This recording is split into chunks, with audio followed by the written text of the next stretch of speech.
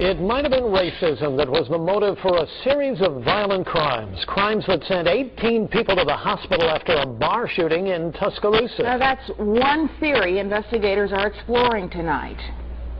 Now, the letters KKK have been scratched across the vehicles in the home of Wilkins' first suspected stop in Northport, where the first victim was shot. Lee Garner joins us from Tuscaloosa. Lee, why did the people at that location believe they were targeted? Ken, those three roommates are still very confused as to why they were the first place targeted on the suspected shooter's rampage that evening. They believe that it could have been a case of mistaken identity, or perhaps that these shooters' motivations were rooted in racism.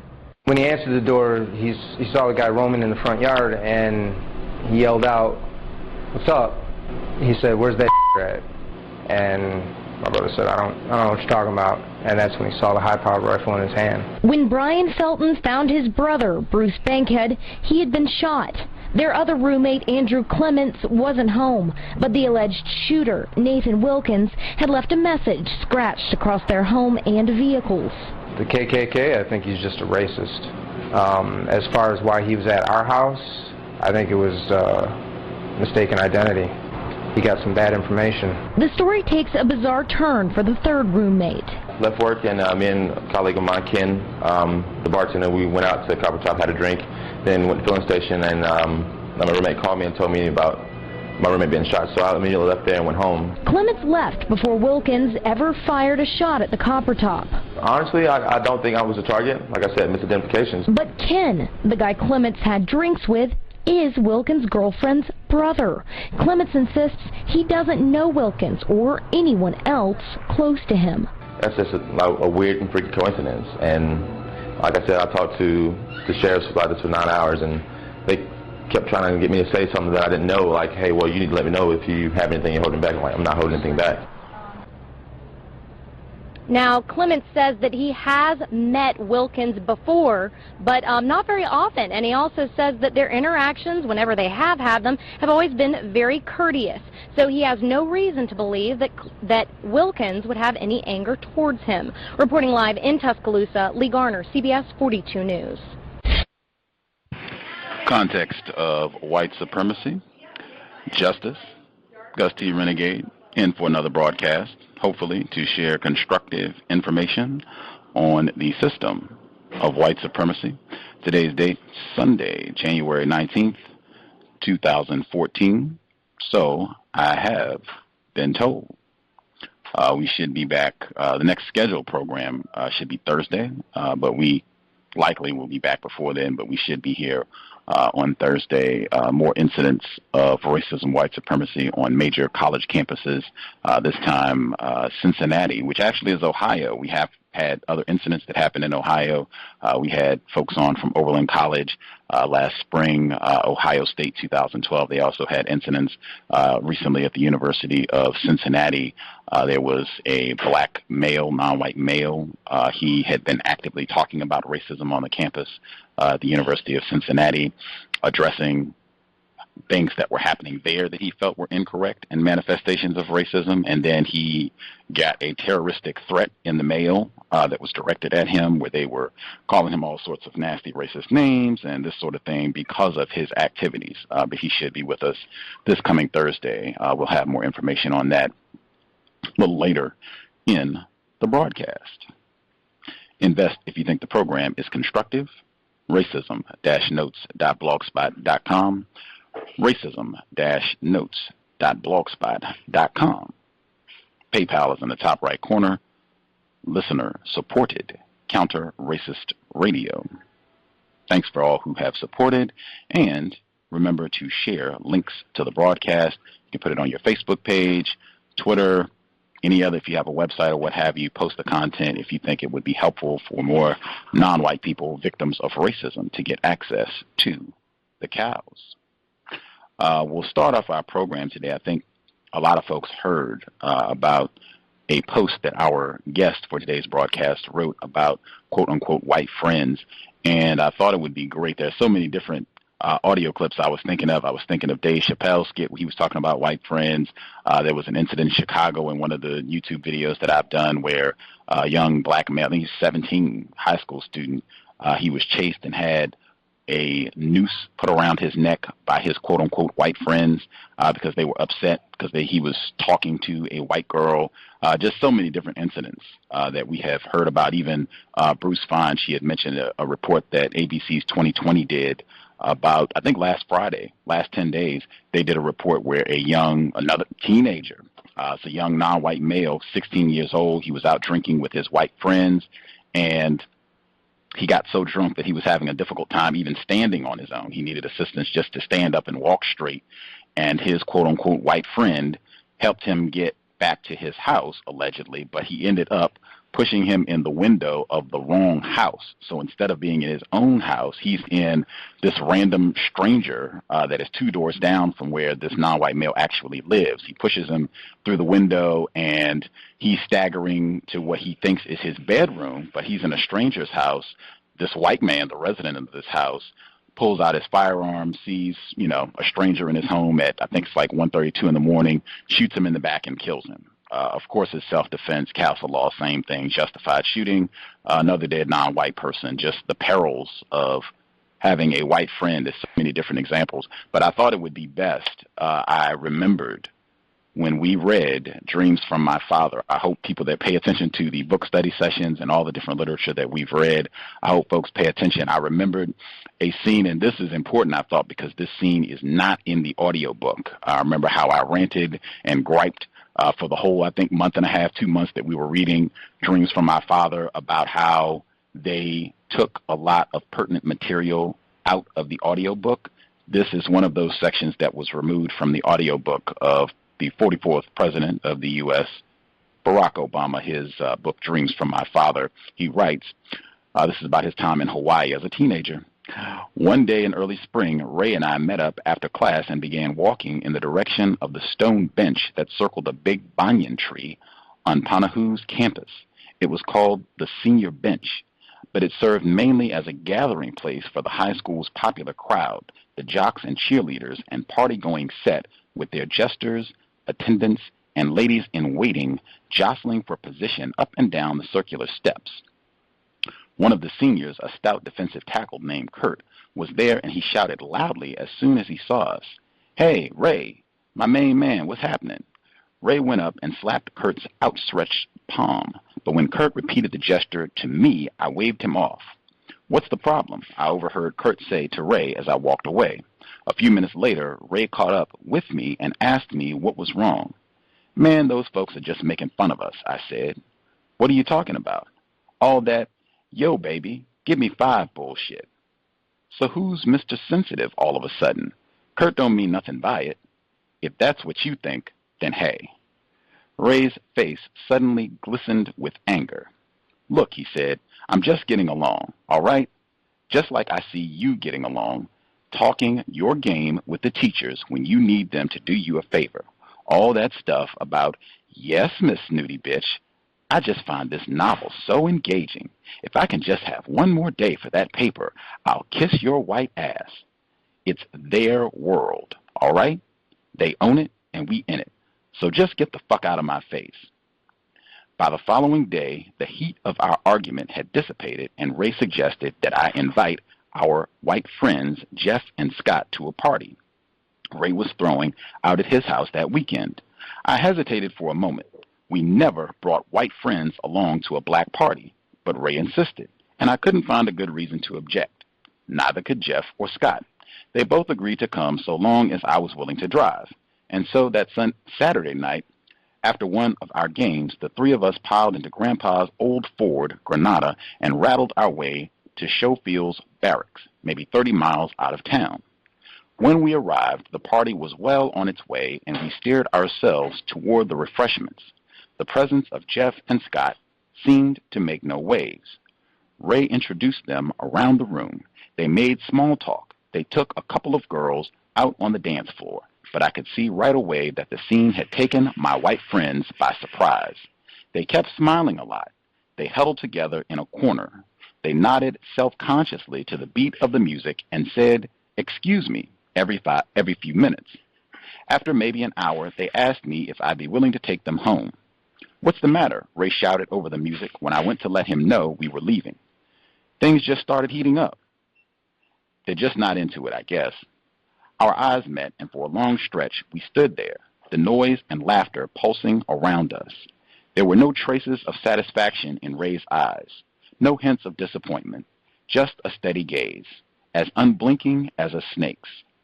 Finally, he put out his hand, and I grabbed hold of it, our eyes still fixed on each other. Later then, he said, his hands slipping free of mine, and I watched him walk away through the crowd, asking about the girl he'd been talking to just a few minutes before. Outside, the air had turned cool.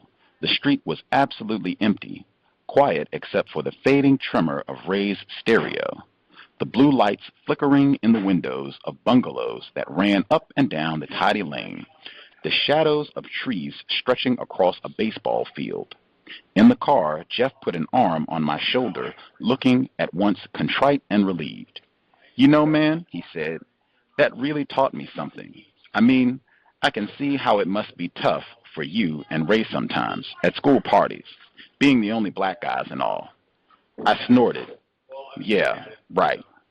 A part of me wanted to punch him right there. We started down the road toward town, and in the silence, my mind began to rework Ray's words that day with Kurt, and all the discussions we had had before that, the events of that night, and by the time I had dropped my friends off, I had begun to see a new map of the world, one that was frightening in its simplicity, suffocating in its implications. We were always playing on the white man's court, Ray had told me, by the white man's rules.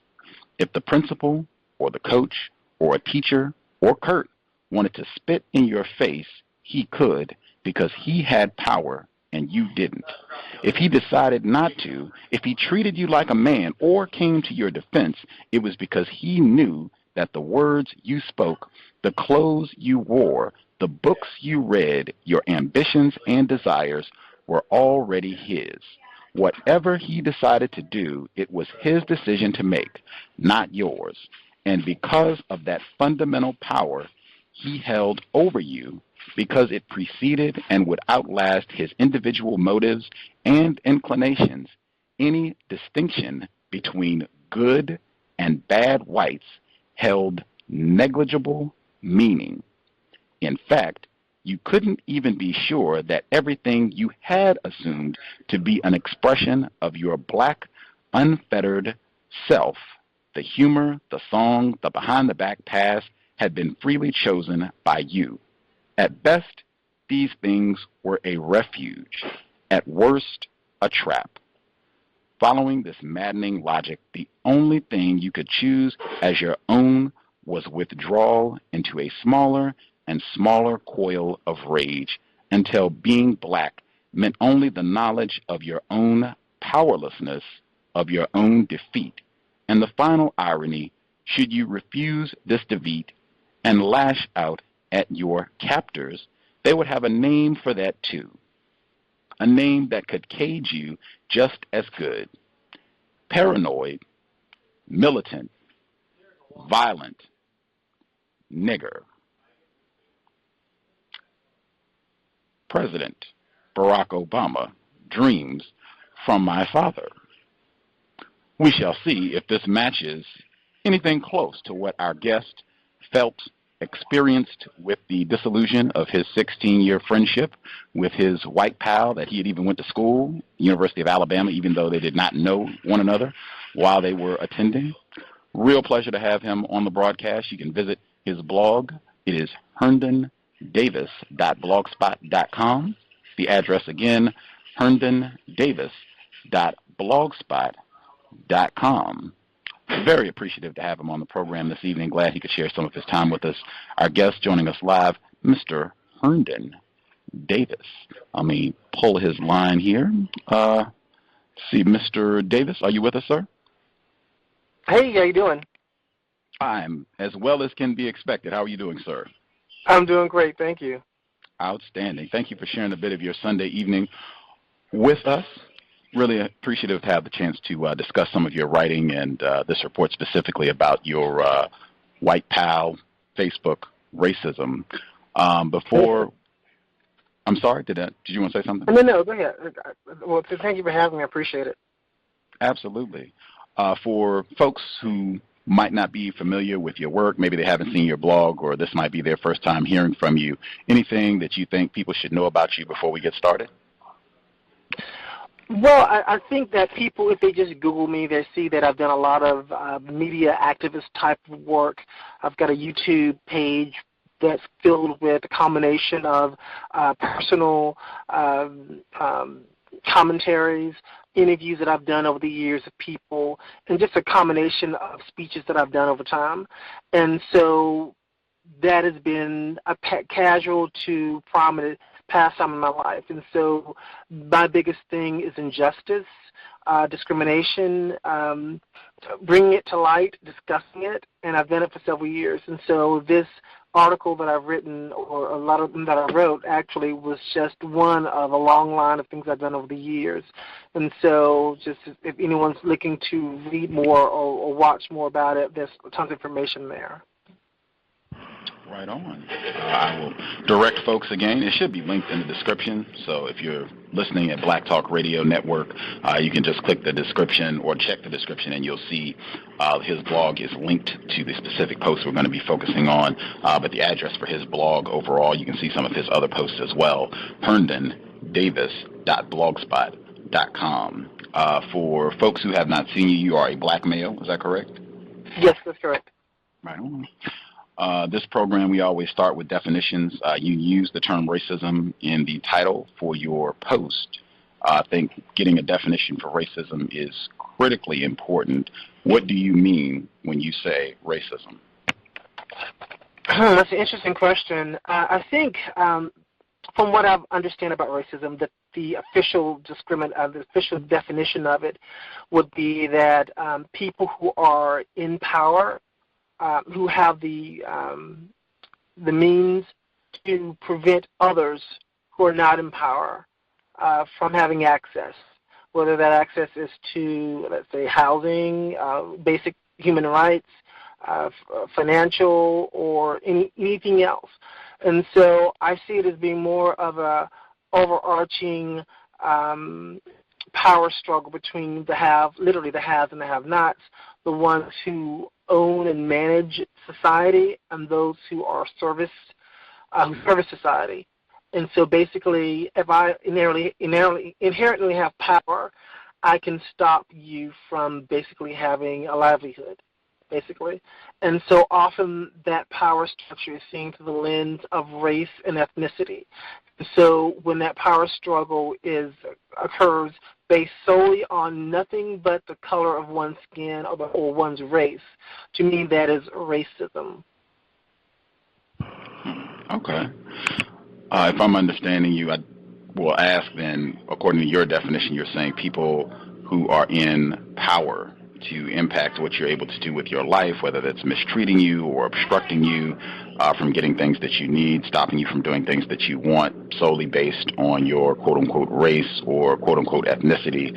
With the people in power that we're talking about, that you're talking about when you talk about racism, would the people in power be white people, white men, white women? Yes, that's my definition. There would be white men and white women, because from a global or from let's say a national perspective, they are the dominant race still. They are still in power through every realm of society, in every governmental level, every corporate level, and from a population standpoint, they are the majority. So the power structure that I've been talking about is not necessarily from a boss to employee power, but from a national perspective of who has more people here and who also has access to levels of power and influence. And so in this country, that is white people. Okay. Do you think globally, in terms of the entire planet, that the individuals who classify themselves as white men, white women, white children, that they collectively have more power and are the dominant group of people worldwide? No, I don't think so. I think that it's been proven from a financial perspective that, and from also a population perspective, that the majority of people in this country aren't white. I mean, this world aren't white. I think they're Asian, and I think the power structure in terms of money comes from Asia, comes from the Middle East, comes from Europe. So I don't think the power is as significant worldwide, but it is significant because we still, for white people, white Americans specifically, still have a major say in the Middle East and what goes on there. They still have a major say in what happens in Asia, but I believe that from a global perspective, white Americans specifically have far less power than the rest of the world. Okay. Cool. I will make sure I get out once again. I am not an expert on racism, white supremacy, but at least my views, my studies, what we've done here on this program, I have concluded when I say racism, what you said about white people being in power, white men, white women, white children, that being the group of people collectively who are most powerful, who have decision-making, final, I would say supreme decision-making capabilities in all areas of people activity. I would say that that is the case globally, and I would totally agree in terms of just population. White people are the minority. I think that is widely acknowledged. Most of the reports that I've seen, they will say at most white people are maybe 10% of the global population. And I would just point people to South Africa, an area of the world, since people have been focusing on Madiba and his recent transition over the past month or so. That is an area of the world that white people clearly have been in the minority there, population-wise, for a long, long time. But they have been easily the most dominant group. You've got individuals classified as black. You've got individuals classified as Asian, individuals classified as colored, so-called Indian. Lots of different groups. White people are clearly the minority, but they are dominant with regards to power to make final decisions about what is going to happen. We're reading Nelson Mandela's autobiography right now, and he makes that very clear. So that's just one distinction I would get in terms of a different viewpoint that I have, but I could be in error. Let's go ahead and I guess before we even get to your blog post, just background information. Is it all right if I ask how old you are? Sure, I'm 42. 42, okay. You talk about growing up in Alabama. You went University of Alabama, and you talk about growing up in this environment. I guess at 42, that would make you, what would that be, early 70s that you were born? Yeah, born in 1971. Okay. So you would be a bit past when it was super blatant racism. George Wallace as governor, not over my dead body, we're not going to integrate all that stuff. But I mean, certainly that era would still have been pretty prevalent when you were growing up. Were you hearing your parents, I guess, in the 70s as you were growing up, 70s, early 80s? What were you hearing your parents, other family members, just other people that you were around? What were they saying about racism as you were growing up in Alabama? Well, most definitely the state of Alabama has a very long racial history, and I think I mentioned that in the post. If you think about Alabama, you think of Birmingham, which is the 4 girls who were in that church that was bombed. You think of Selma, which was the march across the Pettus Bridge. You think of Montgomery, which is the bus boycott in Rosa Parks. So those 3 cities alone are 3 substantial eras, milestones in civil rights history. And by the time I came along, came of age in the sense of understanding the news and understanding what's going on in the world. George Wallace had already been shot, already paralyzed, and he made a comeback in Alabama. I don't know if many people even remember this or not, but back in the early 80s, late 70s, early 80s, George Wallace actually was reelected to his governorship in the state of Alabama, and I think served another 1 or 2 terms. And that was the first big thing that I heard my parents talk about George Wallace and why he was running again and how so many black people in particular voted for him this time around.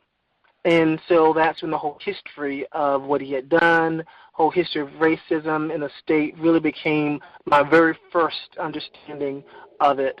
And so that was something that I began, I think it was the very first time I understood the whole total concept of racism. And I kept asking why, you know. I know when there was a big push to get the Martin Luther King holiday created, and that was an issue. That was a conversation. And again, why were they so mean? Why were they so racist? Why? And seeing the old archival footage, and they could never give me a really good reason, just because. And it's hard to explain to a child, you know, watching these black and white archival footage and seeing that this happened in your own state and wondering why. And so I think that was a big entry for me growing up. Was the late 70s, early 80s. Do you recall your parents or other family members? Like, did they support Governor Wallace? Did they feel like he had reformed himself as it relates to his racist, white supremacist beliefs? No, they didn't support him. But unfortunately, I believe he ran as a Democrat. So it's kind of hard not to vote for him. So they wondered how he could have made it again after all that he had done before. And my father was a civil rights worker in the 50s and 60s, and so he was acutely aware and understanding. And he was also a minister as well and a pastor. So he had a lot of civil rights and a lot of spiritual background behind him, and so it was very difficult for that to be accepted. And so, and then other things started happening during that time frame as well. President Reagan came into power, and the whole 12-year conservatism came into America, and understanding just what he stood for, and closing the federal all the agencies that help poor people. My mother was one of those people who was actually laid off from her federal job, helping young people get jobs. So we were affected by that whole wave of conservatism from the Reagan administration, and we were also impacted by the re-election of Governor George Wallace in the late 70s, early 80s. And so it was not something that our family was pleased about, but again, we're just one small family in a state that voted him back into power. And something that was really, really, really irritating to me and curious to me was when he was re-elected. I remember watching the national news. I used to watch it with my father, and they interviewed some black people who were saying, we forgive him. We forgive him. And that was kind of interesting to see as well. And because Governor Wallace really did appear to have changed, but no one wanted to trust it. But unfortunately, he got back in office. So that's a whole different, story right within itself. We could talk about the state of Alabama and the politics there, and all night long. And that's a whole different, storyline right there to talk about. And I go back there often because my mother's still there, my family's there, so I'm heavily invested in the state of Alabama from a family perspective. Wow, I know. With Governor Wallace, folks who listening attentively, we were just talking about him yesterday in his remarks about not being out-niggered again in the campaign, and making sure that people do not think of him as being soft on the nigger question in the state of Alabama. Also, I bring up, because I think it was Mr. Reed made the point that sometimes we tend to only think of white people as being racist if they are Republican. George Wallace was a Democrat. He served 2 non-consecutive terms and 2 consecutive terms as governor as a Democrat through and through. And I would also just make sure to get in just wider, a lot of the white people who ultimately switched and became Republicans, they started in the Democratic Party. So just to that point again, shouldn't be thinking it's just one side or the other that is racist and the other side is against racism. That is just not accurate at all. You can start with Governor Wallace for one example. Did you, growing up in Alabama at that time, 70s, early 80s, mid-80s, did you have white friends growing up? Did you have a lot of contact with white people growing up in that area?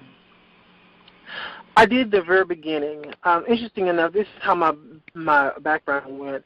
I lived in an extremely working class area outside of Mobile and called Pritchard.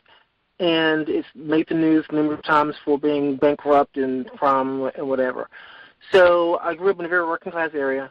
However, we were bused. I was bused across town to white schools because of a whole desegregation issue that was continuing to be literally litigated well into the 80s in the state of Alabama.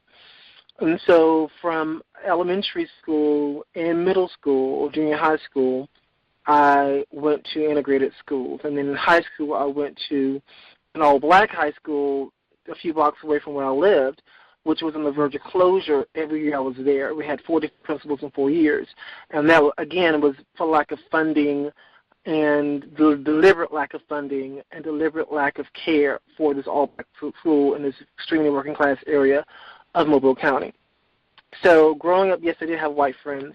And it's kind of interesting because my parents and my sister, I have older sisters, were trying to be delicate, still firm enough to let me know that, you know, although I have very close white friends, that eventually they will evolve or change or will turn. And they tried to really explain it to me without being ugly in a sense, but they said, well, just be careful because after a certain age or after a certain age, whatever, they may not always be your friends.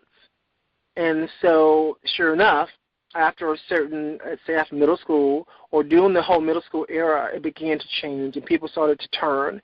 And people, you know, some of it was just growing up. We were children and now we're going through puberty and some of us are becoming more, you know, attractive and others are still having kids' bodies. Some of it was just, you know, new friends and you meet new people and you no longer are friends with these other group of people and that happens. But it seemed to be correct what my parents and my sisters were saying.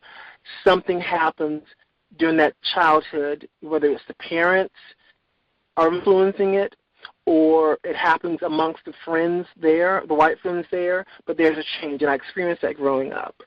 So it was kind of hurting a little bit, but, you know, I was warned, and, again, still kind of trying to understand why it had to change, but it did.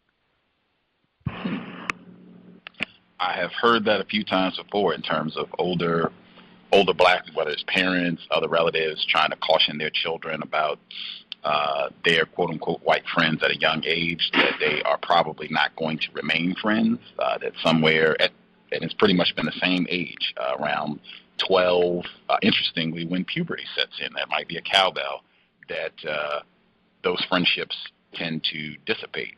I thought it was interesting you said that your parents, they tried not to be ugly about it in sharing this information with you, and just, I guess, were being very cautious in how they articulated this. I'm just curious as to what does that mean exactly in terms of trying not to be ugly in explaining a phenomenon that seems to be very common. This seems to be a conversation that many black people have had throughout the last 150 years, at least in this area of the world.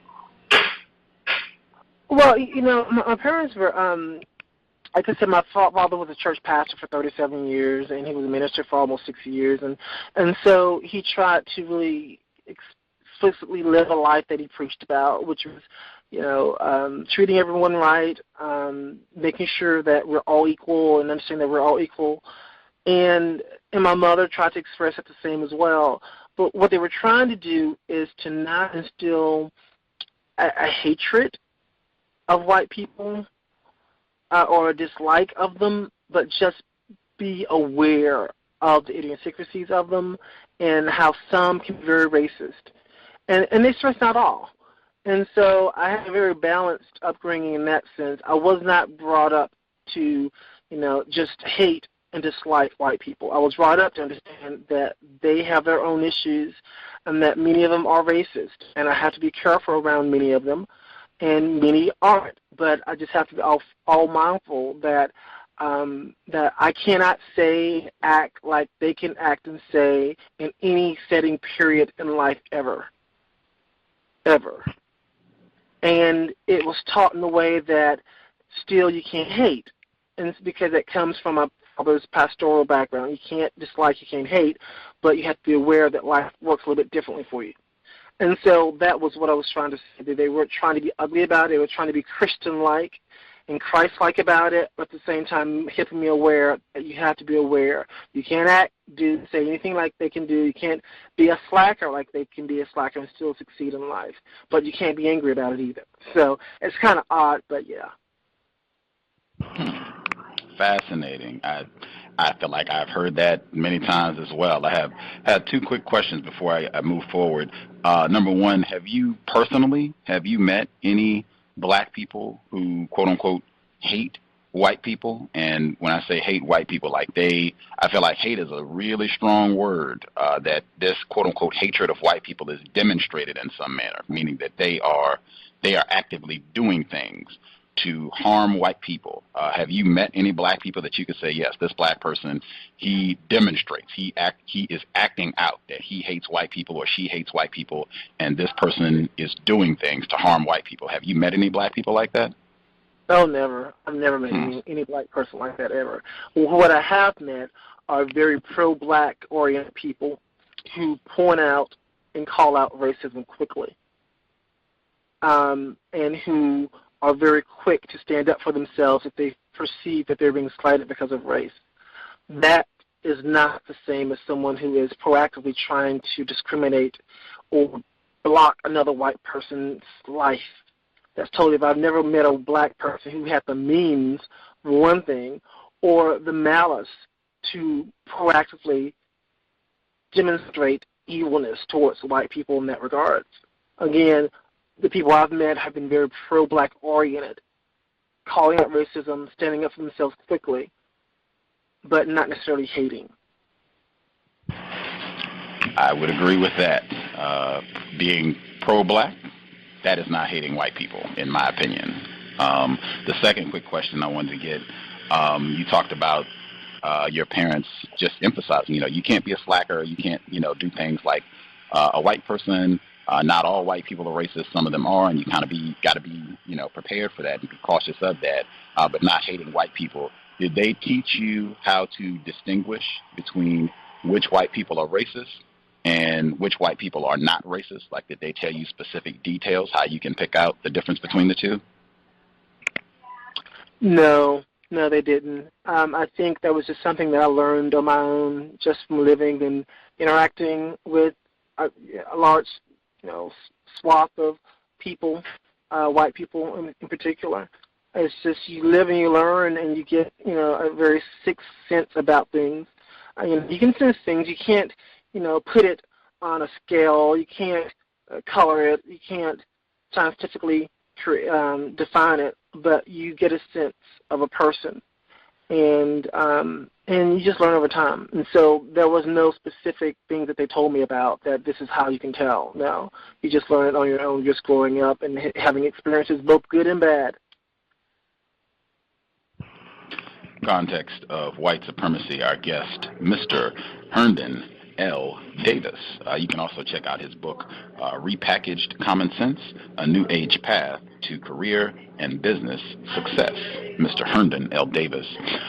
Moving to your report, which got reposted, Ebony Magazine put it online, was circulated widely, drew a lot of attention, I think, for many good reasons.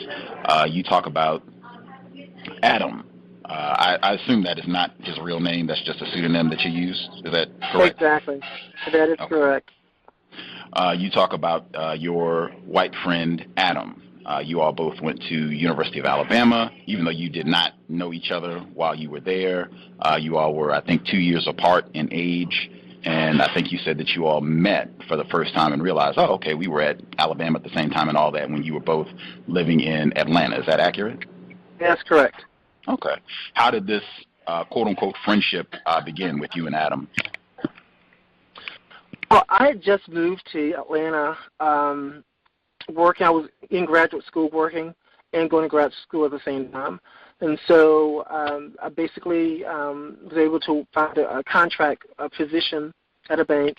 And I think we passed each other in the hall, or it might have been he passed my desk, and I was like, oh, this guy looks very familiar to me.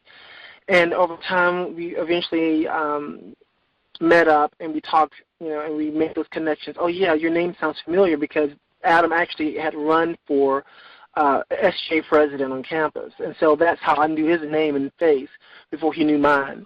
And so it just he had a unique name, and so so we kept discussing it, and so we decided to hang out one day. And so he had some friends from work who came with us, and so at the time we were in our 20s, and just really make it into the world, into the work world. And so we were doing the big city thing. For us, Atlanta was the biggest city we had been in, and just it became more of a social friendship. Go out to a bar or to a club, and it was just social in the beginning. And so, like I said, it wasn't just me and Adam. It was me and about 2 other people as well. So like 4 or 5 of us together as a group. Again, coming of age in Atlanta. Excuse me. You said it was like a group. Was he the only white person, or were there other white people in the group? There was one other white person, and then there was a Latino, and then myself. So 2 white people, 2 non-white people. And it was the core of us was just 4. There were a few other white people, but the 4 of us were the ones who went out the most. And again, we were in our 20s, so we were just figuring out the city and just, again, having fun. And it wasn't anything really serious about our friendship at the time. It was just drinking buddies or club buddies, and that was just it. Okay. So this is, as young guys in your 20s, Atlanta's a big club scene. I lived in Atlanta myself, big club city. Were you all at that time, were you having any conversations about racism? Did that come up at all at this point, or was it just fun and games? It was just fun at first, and I think with Adam and myself, with us having so much in common the most, we started eventually having conversations about the state of Alabama, about the school, about race relations. And so that's when we started to really bond as friends outside of the whole bar scene. And we would have coffee here or lunch and dinner there. And so I think because we had more in common than the rest of the other 2 or 3 of us, that's how our friendship really began to take off. And when you say you all had the most in common, other than both of you all growing up in Alabama, going to the University of Alabama, what else did you all have in common? He's actually from a city where my aunt and her family lived. And so he knew the family that my aunt married into. And so that was even more intriguing. And then his grandmother was around the same age as my father. And so we kept finding more similarities about our families being somewhat slightly intertwined. And so it's kind of odd. Okay, interesting, because I'm from Mobile, Alabama, which is a nice-sized city. Like the metro area is 500,000. The city is 200. But he came from a much, much smaller town. And so in those smaller towns, there's only a few families.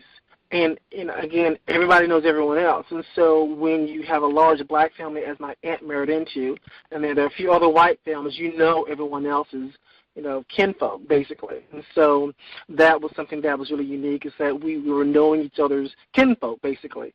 And so that's just how it began. And so we started having conversations about a myriad of things, about politics, about race relations in the state of Alabama, about a path as well. And that's when we started to really speak openly and honestly, because I don't think that he had this conversation as intensely with someone who was black before. He may have had other black friends, but to sit down and ask questions and to have feedback back and forth, I think that was the very first time, or at least he seemed much more comfortable asking than before.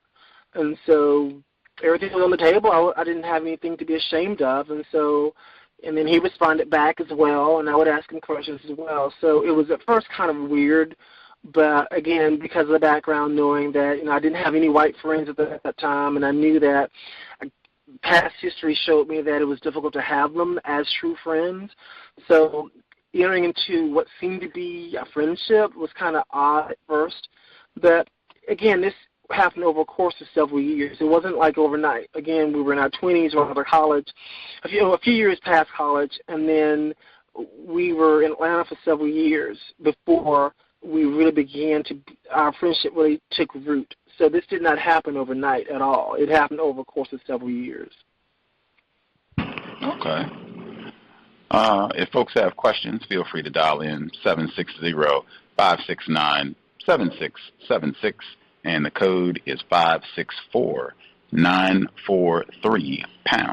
Press star 6 if you have questions. The number again, 760-569-7676, and the code is 564-943#. Press star 6 if you have questions.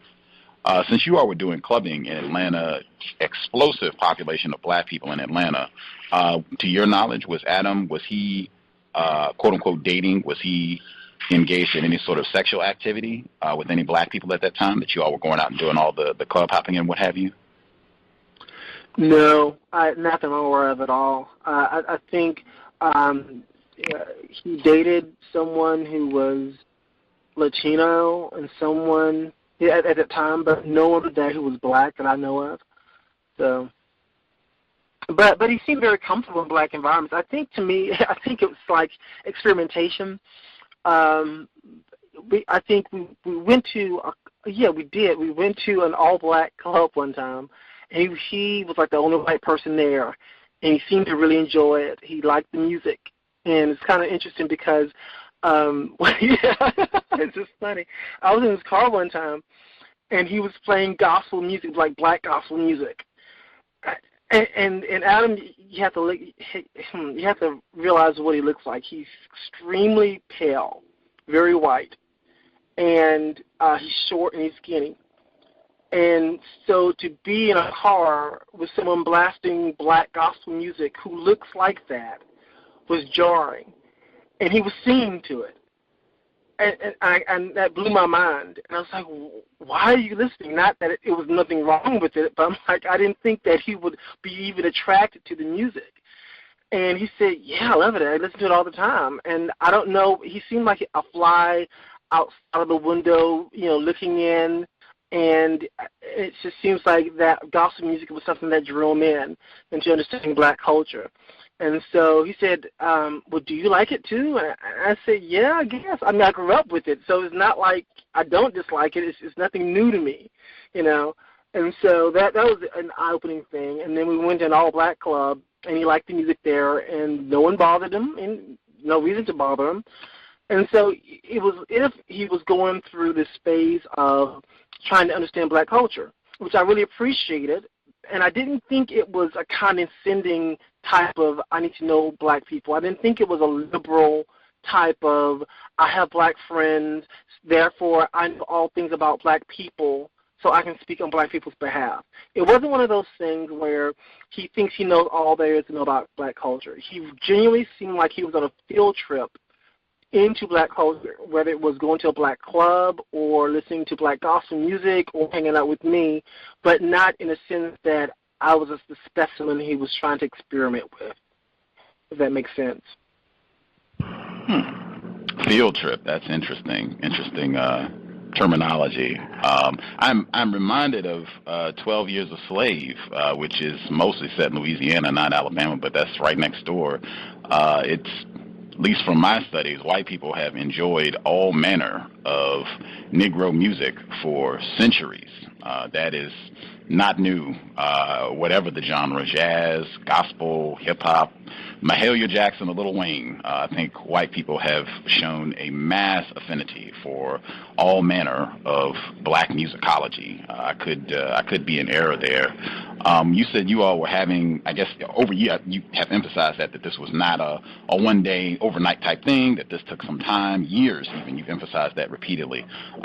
Over these years where you all were having these discussions and hanging out, getting to know one another better, seeing his music taste, going to clubs and what have you, where you felt like he seemed like he was generally okay, comfortable being in settings where he was the only white person or just being around a lot of other black people. When you all started to have conversations that weren't just, about having a good time, that were political or talking about things that happened in Alabama or just related to racism, period, did he ever say anything do anything that you thought, oh, wow, this sounds like something a racist would say, or this sounds like something a racist would do? No, not at all. And here's the deal. This era was back in the 90s when President Clinton was in office. And so we had a lot to talk about that and about what was going on with Newt Gingrich and the conservatism and the taking over the House of Representatives and the thwarting of President Clinton's agenda and how he had to triangulate. And so we had those discussions, those national political discussions. And so he was inherently a conservative. Again, like I said before, he was not a liberal, but he was one of those conservatives who was open-minded from a social perspective. But from a financial perspective, he was very closed-minded. And so it was kind of jarring back and forth because I think for the first time ever he voted for Clinton, but he voted for Republicans all the way up to Clinton, and then I think he might not have voted for him for the second term. It was something weird like that. So he was trying to grasp his own understanding of what is conservatism and from a social and from a political perspective. And so if he was friends, he could understand the plights of black people, and not necessarily the plight of black people, just the culture of people not like himself. From a social perspective, he seemed to be a little bit more moderate, not necessarily liberal, but just a lot more moderate. But from a political perspective, he bought the red talking points. He bought the whole fiscal conservative and this is how you should act and be type of conservative. So it was kind of weird because it seemed like he was splitting in two from that perspective. And so we talked about that. And so, of course, I was never a conservative, and so my perspective was always from a moderate to progressive standpoint. And so, but I never ever got a perspective or hint that he had any latent racist feelings about black people or people of color. I've always got the impression that he just wanted to understand more and that he didn't know, so he would ask and he would observe. So again, it was like he was observing and going on a field trip of culture. Like I said, we had Latino friends, and I was the only black one in the group. So, and then it was an Asian friend as well. So I think that in his own world, he was priding himself on having an Asian friend, 2 Latino friends, and then a black person, and to understand. So from what I knew from all those years, it was great to have him there to gain perspective from his understanding, from a white conservative Alabama perspective, and to see him evolving, and to see him cracking here and there. And so it was fun. And we actually had a lot of debates, but it wasn't anything ugly. It was like I held my ground, he held his ground, and that was it, So that was kind of interesting how that evolved. If this was during the 90s, your quote-unquote friendship had to take place during the whole O.J. Simpson saga. Is that accurate? Let's see here. We were friends from '97. So whenever O.J. Simpson happened, I think O.J. Simpson happened before '97. I think. Okay. I'm not really sure. Yeah, you all would have. The trial and everything would have been over. Okay, so you all wouldn't have been in the middle of that. Okay.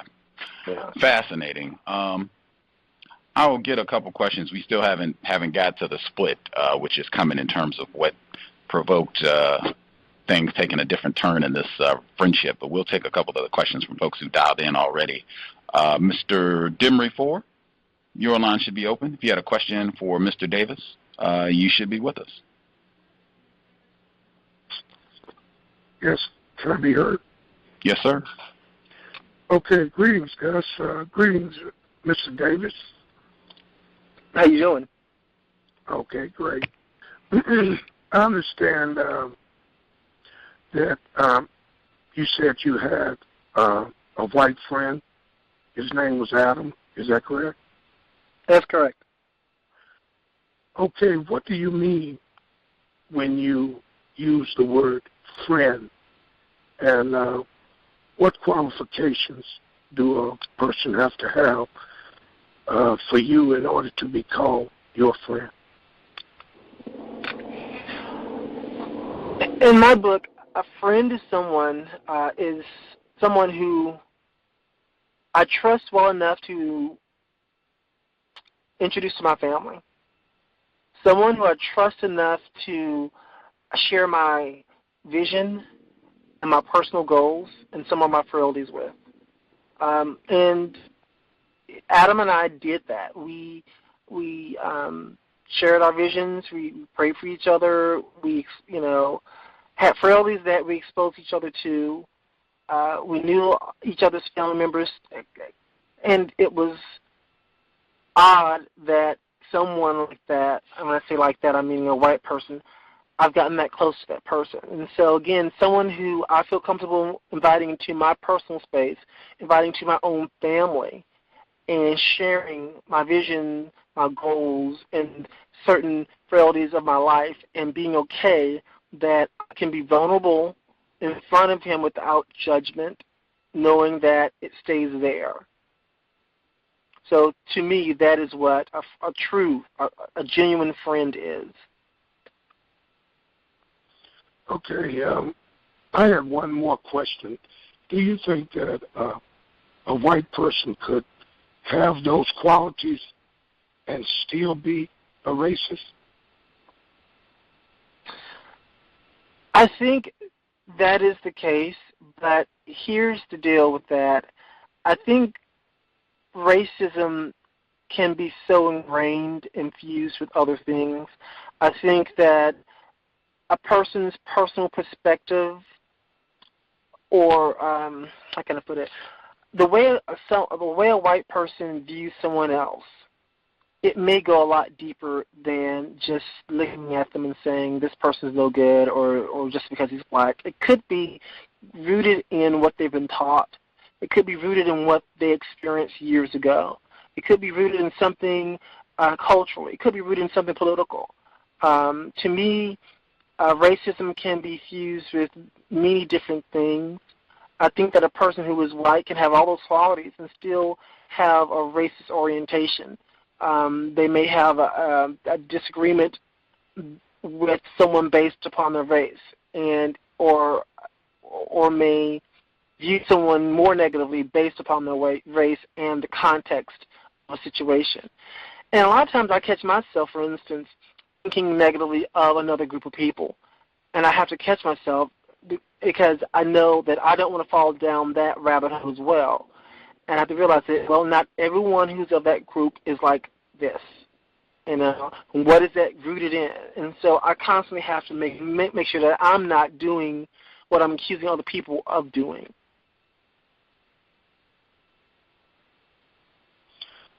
Okay, thank you for answering my question. Sure. Person who dialed in, last four digits, 8423. 8423, your line should be open. Hi, good evening, Gus, and to the guest. To the guest, I had a question. I was listening to the show.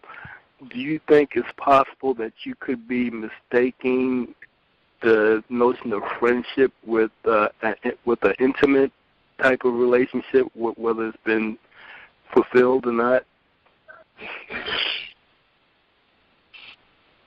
You mean intimate in terms of what? In terms of being a friend? Like more than friends, like intimate, but maybe non-sexual at that point. And do you think it's possible that you could have been mistaken the idea of friendship for like boyfriend kind of thing?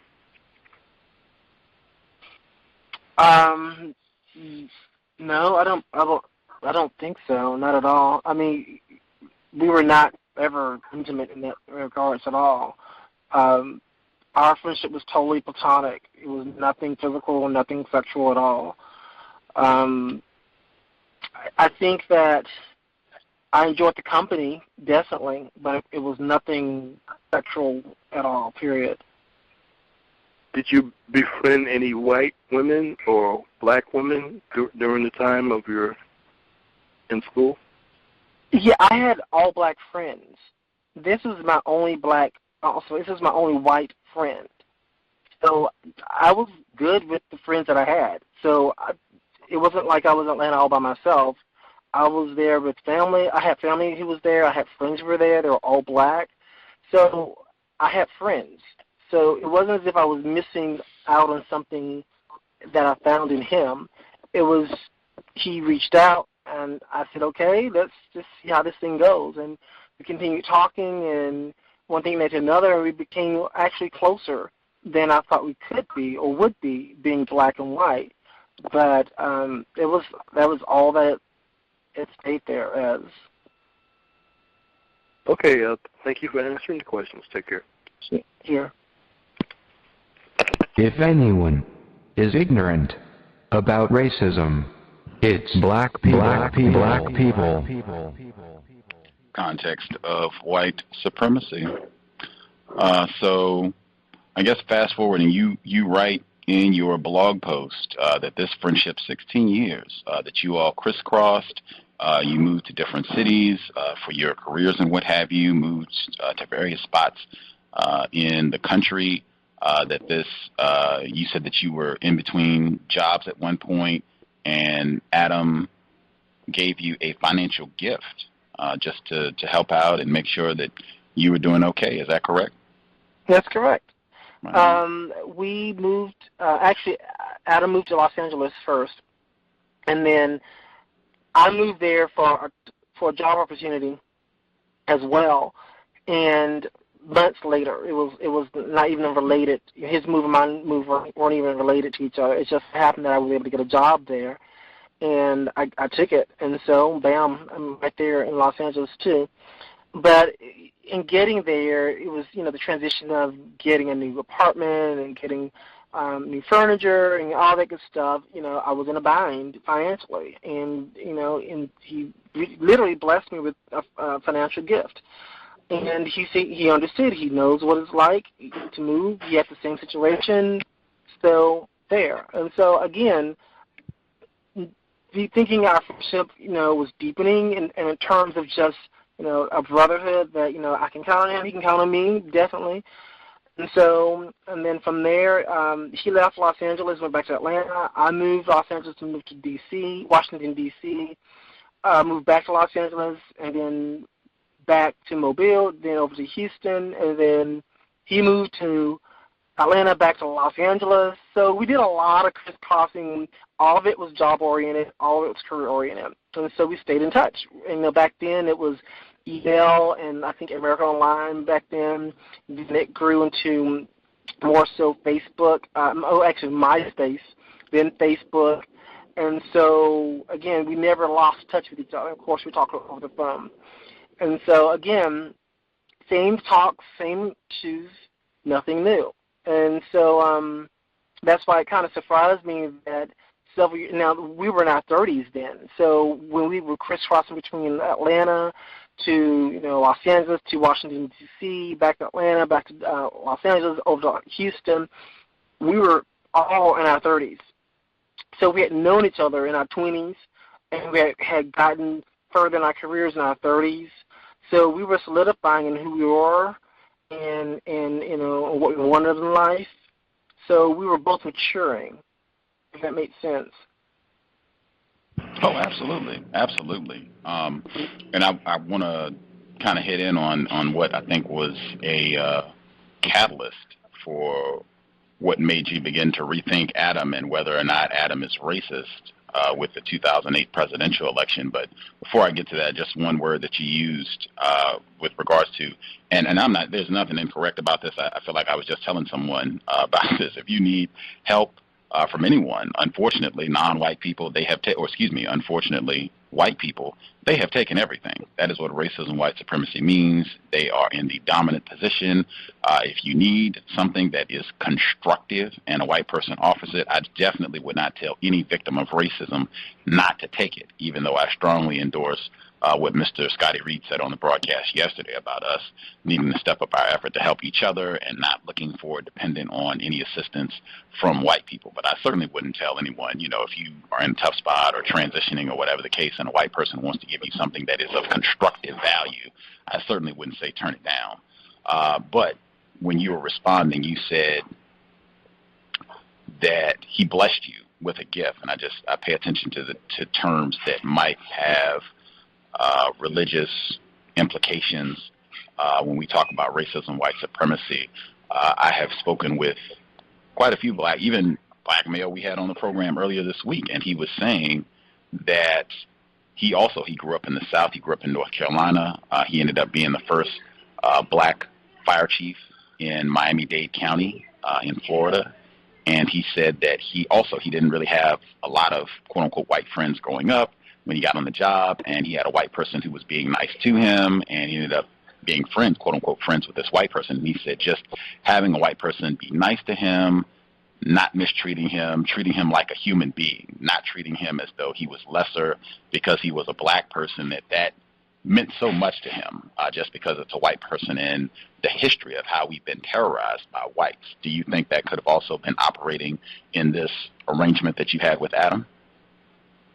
I think so. Now that you put in that context, I think that's probably what it was. For the first time I felt that I could be looked at not as an oddity, but as someone, as an equal, as a peer, and not someone who's been looked down upon, not someone who's being mistreated, not someone who's, they think that's the only black person that's ever existed in life, and you're my best friend.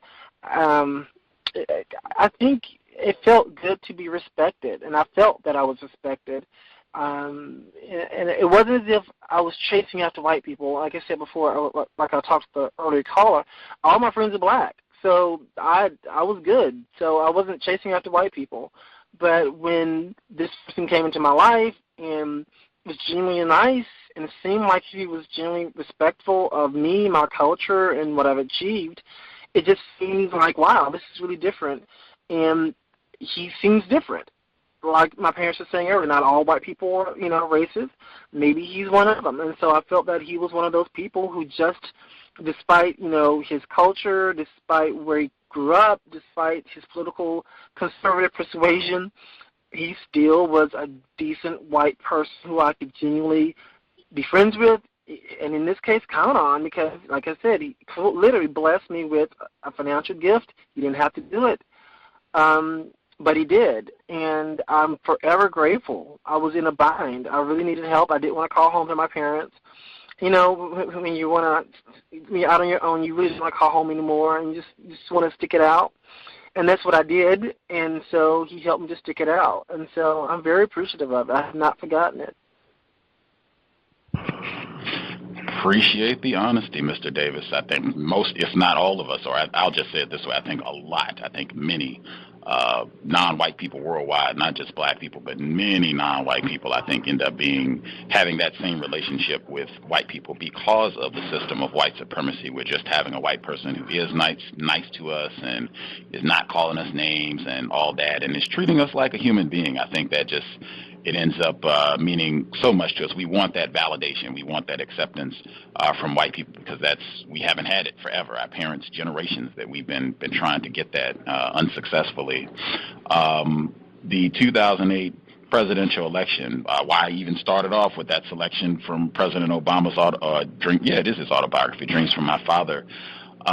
You said that seemed to be a tipping point where Adam began to say things or make comments, or I guess even postings online, social media sites, his frustrations about President Obama being elected in 2008 and the direction that the country was going. I think I'll just read a little bit from your post. You said, "I believe it is the rising public influence of social media combined with an unconscious and internal racial class angst within Adam and many other white Americans that has now spewed to the surface with the election and re-election of the nation's first black president, Barack Obama." What did you begin, if you can recall, what was the first thing that he wrote or said where you were like, wait a minute, this seems like something a racist would say or do? It was the economy, comments about the economy. Now, we all know what the economy was like in 2008. It was in a ditch when President George Bush Jr. left office. And so the lack of tolerance around, it's not going to happen overnight, it's going to take some time. And so I initially thought those negative comments were just his being conservative. You know how conservatives are. They always are quick to cut something at the knees if it doesn't seem to work within the first 5 minutes, and they want to be known as the fiscal conservatives, and they know better about everything in terms of finances or whatever. So those comments, biting comments about President Obama's handling of the economy, I just chalked it up to just conservative rhetoric.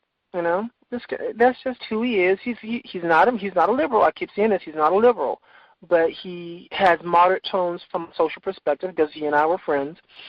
And so, to me, initially, I thought, oh, okay, just conservative rhetoric.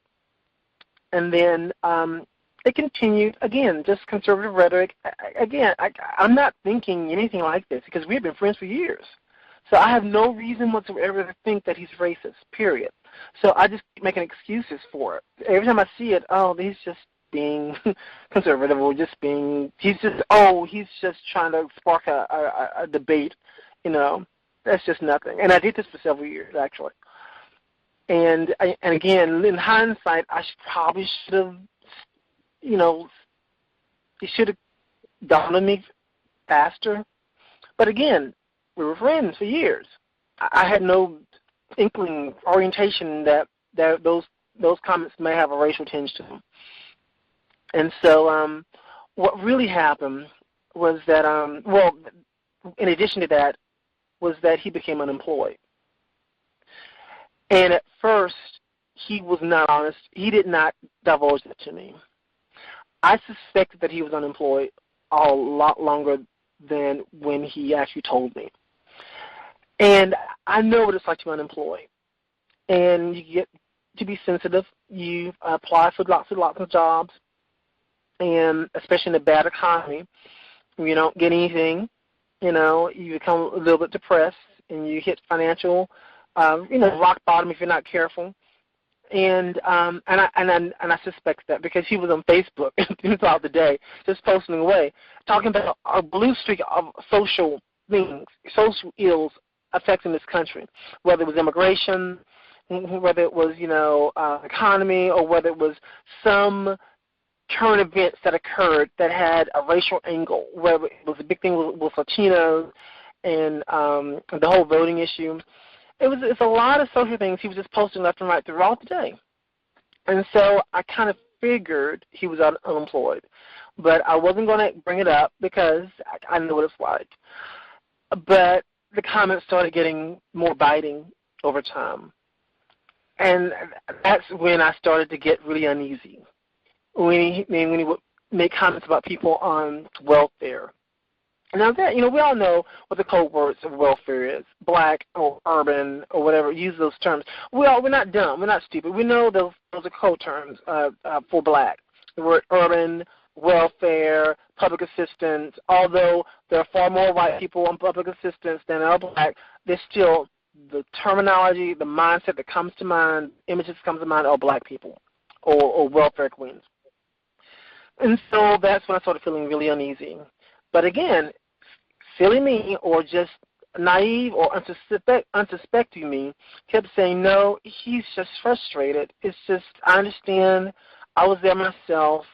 He doesn't really mean that. He's my friend from back when we were in our 20s and when we were in our 30s, and we're in our 40s now. So this friendship has gone through 3 decades, not 3 decades, but through our 20s and 30s, and now in our early 40s. So I can't just say he's a racist. So it was still one of those things that's in the back of my mind, but I would never allow it to come forward.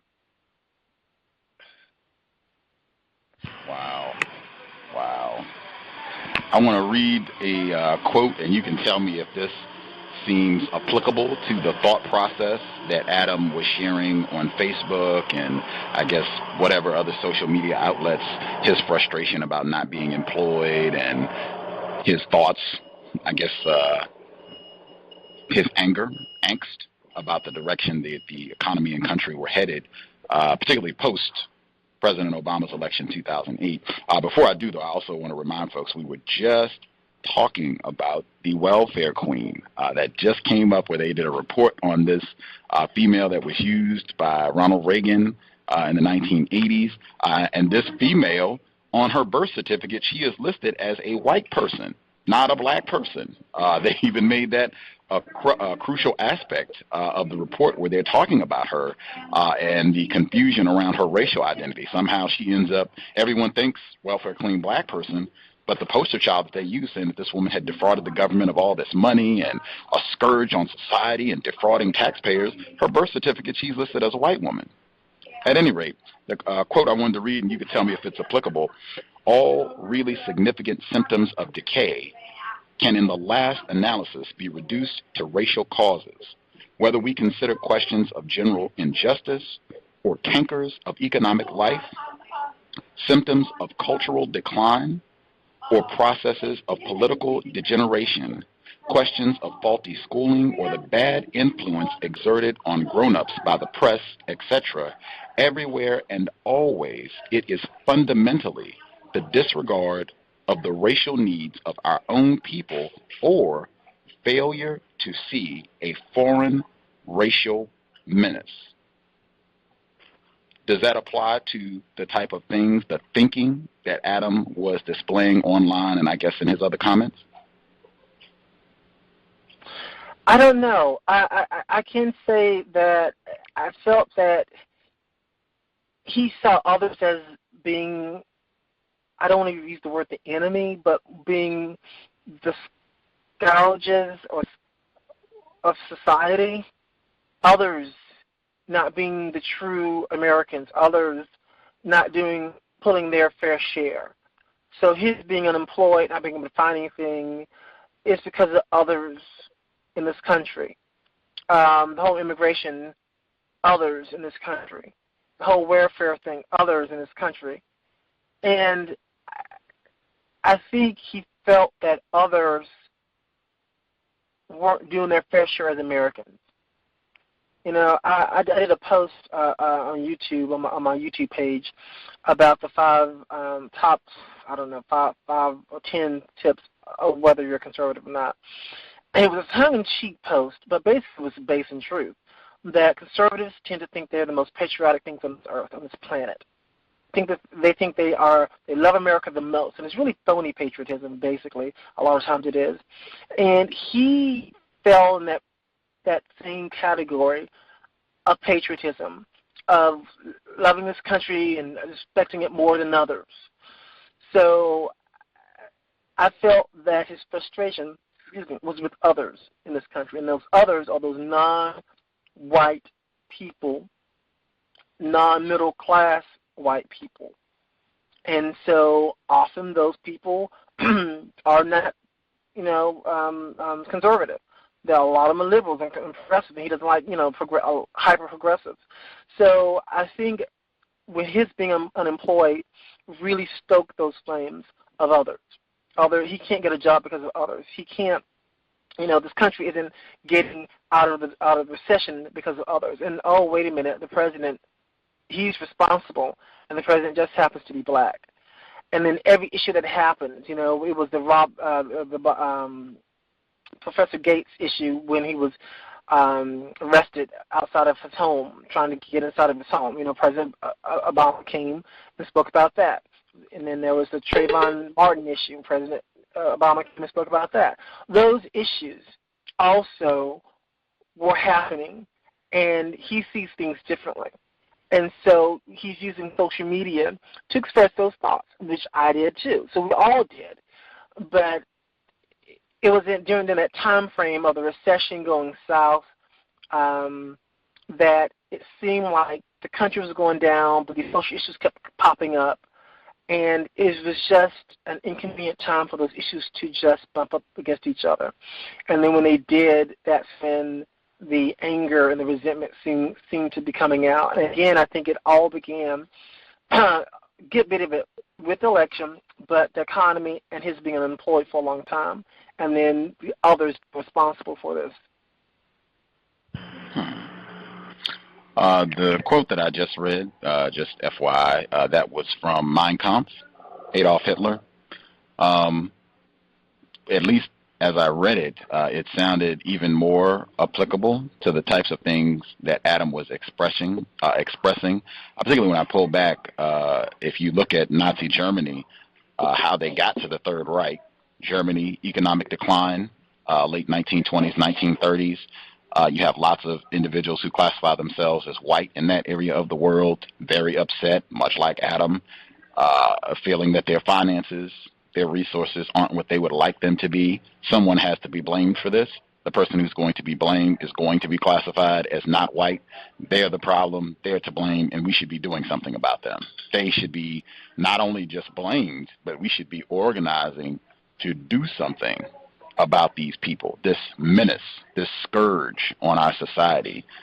You said in your blog post, I think you mentioned just now as well, Adam started talking about immigration. I'm sure he wasn't talking about immigration of white people, immigration of individuals who are not white, not accepted as white, that he had a problem with. You just mentioned some of the main, I guess, more popular events that popped up as President Obama came to office, the incident with Dr. Henry Louis Gates, where President Obama came out and specifically addressed racism. Not only did he say that the white officer, Sergeant Crawley, that he acted stupidly, he said that we all know racial profiling is a problem. That he had talked about this quite a bit, where he then had to come out and basically apologize and recalibrate his words and invite this white man to the White House to have a reconciliation brew. Many white people, it wasn't just conservatives, there were many white people who were upset about not just him being in the White House, but about him addressing racism with that incident, as well as when the Trayvon Martin situation happened, where he came out. And neither of those instances, it's not like he came out with sweeping policy change. It's not like he came out with a dashiki on, I'm pro-back, we're doing reparations. It's not like any of that. Just, we know racial profiling has been a problem here. Shameful, moving forward. Trayvon Martin, I would hope we can get to the bottom of this. If I had a son, he would look like Trayvon Martin. That has become a popular catchphrase among many white people, where anytime a black person does something, if a black person robs a store, oh, that's one of the ones who looks like Obama's child.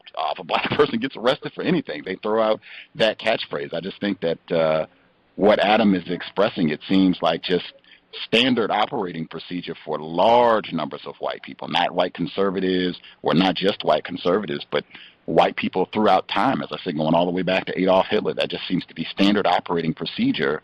When there are problems, things go poorly, find non-white person to blame, and then act on that. We're going to do something to go at these non-white people who are to blame for these problems, regardless of whether or not it's true, regardless of whether or not these non-white people had anything to do at all with what happened. That just seems to be standard. And I would even ask, it's not like non-white people were having a great time during 2008, the economic downturn. It's not like non-white people were living it up, getting rich off of this. Has it been your experience when non-white people, when they have problems, when their economic fortunes take a sour turn, or when their employment situation, you said he lost his job, he was unemployed, has it been your experience that in these times, non-white people, black people specifically, they get really angry with white people and begin targeting them and blaming them for all of their problems? Has that been your experience? It has not been my experience at all. I just turn a chin and just pray and just continue to move forward. And that's what we've all done. You know, I think that when it really, was it Jesse Jackson or someone a long time ago said whenever America catches a cold, black folks catch pneumonia. And I may be paraphrasing it incorrectly, but we always get the short end of the stick. We always get disproportionately impacted, period. So it's just par for the course for us. While when it hits them, they really, really get angry and they really hurt. And they're genuinely hurt, not just from a financial perspective, but from a heartfelt hurt. They feel that their country has failed them. And it's because of all these policies, all these helping of the poor people, all the Medicaid, all the welfare assistance, all the it's something with that. Why am I being impacted? And they feel hurtful. They feel like that country has let them down, and that country has let them down because of all these others, And so I mentioned that it was an election that started it, and I really pushed it off and said, oh, no, he's just being conservative. And then when he began to become unemployed, that's when it really started to take a stronger racial turn. And I thought, that's kind of not nice, but I think he's just venting. I get it. Fine. I'll move on. But really, it took a fever pitch. The apex was in the 2012 presidential election. And that, I think that was by far probably just as intense, if not more intense, than the 2008 election, because we were fearing having him become, President Obama become a one-term president. We were fearing, what a potential Mitt Romney presidency might bring us as a people. And Mitt Romney was promising everything to everyone else, and he was taking these hard, right conservative tones just to appease the Tea Party right, just to appease, and when you make those promises, you got to, really go through with them, or else you're going to be kicked out in 4 years as well. So I was very active in posting anti-Romney information, and it's not really anti-Romney, it was the truth. You can call it anti-Romney, but it's really just all the inconsistencies of his campaign and of his policy decisions from when he was back governor of Massachusetts to his personal wealth, to a lot of things that he flip-flopped on. And so while I was doing that, he was posting all the anti-Obama stuff. And so he was pulling a lot of his information from Fox News, because I know Fox News, I know what they say, I know how they say it. And he was repeating what he would hear there and watch there. And I was posting everything from MSNBC, And so he kept going back, and that was the very first time that we started actually having really contentious debates. Now, in the past, we went back and forth, but I let it go. He let it go, fine. But I couldn't let it go. I could not let it go. It was just horrible. I mean, the whole voting suppression, and I kept trying to explain, this is not about photo ID. This is about all the policies that are underneath photo ID. It's closing the polls early in certain Democratic, districts, and keeping them open in Republican districts. This is about preventing blacks, college students at private HBCUs from being able to register to vote. This is about so much more. But he wouldn't hear that. And I've repeatedly, on his page, we went back and forth blaming each other on Facebook, pointed those things out over and over again. And he just wanted to hear what he heard from Fox. Black folks or folks should have ID. What's wrong with people who have an ID? And he would blame Jesse Jackson, Reverend Al Sharpton for being a troublemaker. That is not the troublemaker. The troublemaker is that they're trying to prevent people from being able to vote. They're trying to change the Electoral College. So that there will always be a Republican president. You don't want to hear that. He only addressed the things that he wanted to have addressed. And so that 2012 election tore our friendship to pieces. It really was contentious. And then and when Mitt Romney went up and said the reason he lost is because of gifts. President Obama gave different groups of people gifts. He gave students gifts by, I think he allowed the student loans the rates to stay low or something. He did something to help student loans and college students. He gave them a gift. He gave another gift to this group of people, and another to this. And those aren't gifts. Those are policy decisions he made. Now, granted, they did happen during an election year, but those are policy decisions the President of the United States made. They run in line in alignment with what he believes and has said in the past. Those are not gifts. Those are constituents. Those are people, black and white, Republican and Democrat, who are benefiting from it. And this is when he started using the racial terms of blacks and quoting that blacks were getting, gifts here, and the Latinos were getting gifts through the immigration policy over here, and women were getting gifts over here, and the gays were getting gifts with same-sex marriage and all that stuff. And then that's when I couldn't fathom who that person was. And it really hurt. And it got worse. And so I was willing to let those comments go, but it got worse. this is now it's 2012, and we're now living, and he's back in Los Angeles. And so he started making other comments about being, the only white person in certain areas of Los Angeles, looking for the white people. What? Huh? What? Why would you even say that? That's not a joke. And then he would make other comments about people on welfare. No. He made a comment about, which I kind of agree as well, but I wouldn't dare let him know that, about people shouldn't have as many children as use birth control, because the more children you have, the more you should be having them, and then you go on public assistance. Okay, fine, I get it, but it had such a racial tone to it. And then I'm thinking, wait a minute, you were unemployed for how long? And you got assistance. It wasn't because you had children, but you got some assistance when you were unemployed. Do you not remember that? That's when you were starting to really get angry and angst about your situation. And then, the whole thing about the whole immigration issue that came up. And I in vain say, you know what, the Republicans have blocked. This is when the filibuster was being used to block everything President Obama and the Democrats wanted in the Senate. And, of course, the Republicans owned or, were in the majority in the House. So nothing could go through Congress. Repeatedly explaining how can he get anything done, in vain, of course, when you've got a filibuster over here and you got them owning the House over there. He'd never addressed those issues. He always addressed those red talking point hot button issues that came directly from Fox News. I know they did. I know Fox News. And so, again, it got worse. And I just couldn't understand where he was going with this. And at this time, my mind was going in many directions. I would click off of his comments because his feeds were coming in my Facebook, comments were coming in my Facebook feed, and I stopped reading them. Okay, fine, I'll just hide them. I won't read them. And because now I was thinking, maybe I should unfriend him. But I'm thinking, no, that's crazy. This is Facebook. This is social media. We're friends. We've been friends for 16 years. 15 years by then. 15 years is crazy. I can't unfriend him. This is, I won't do that. And every day something different will come along. And I went into denial. I couldn't comprehend. I couldn't compute.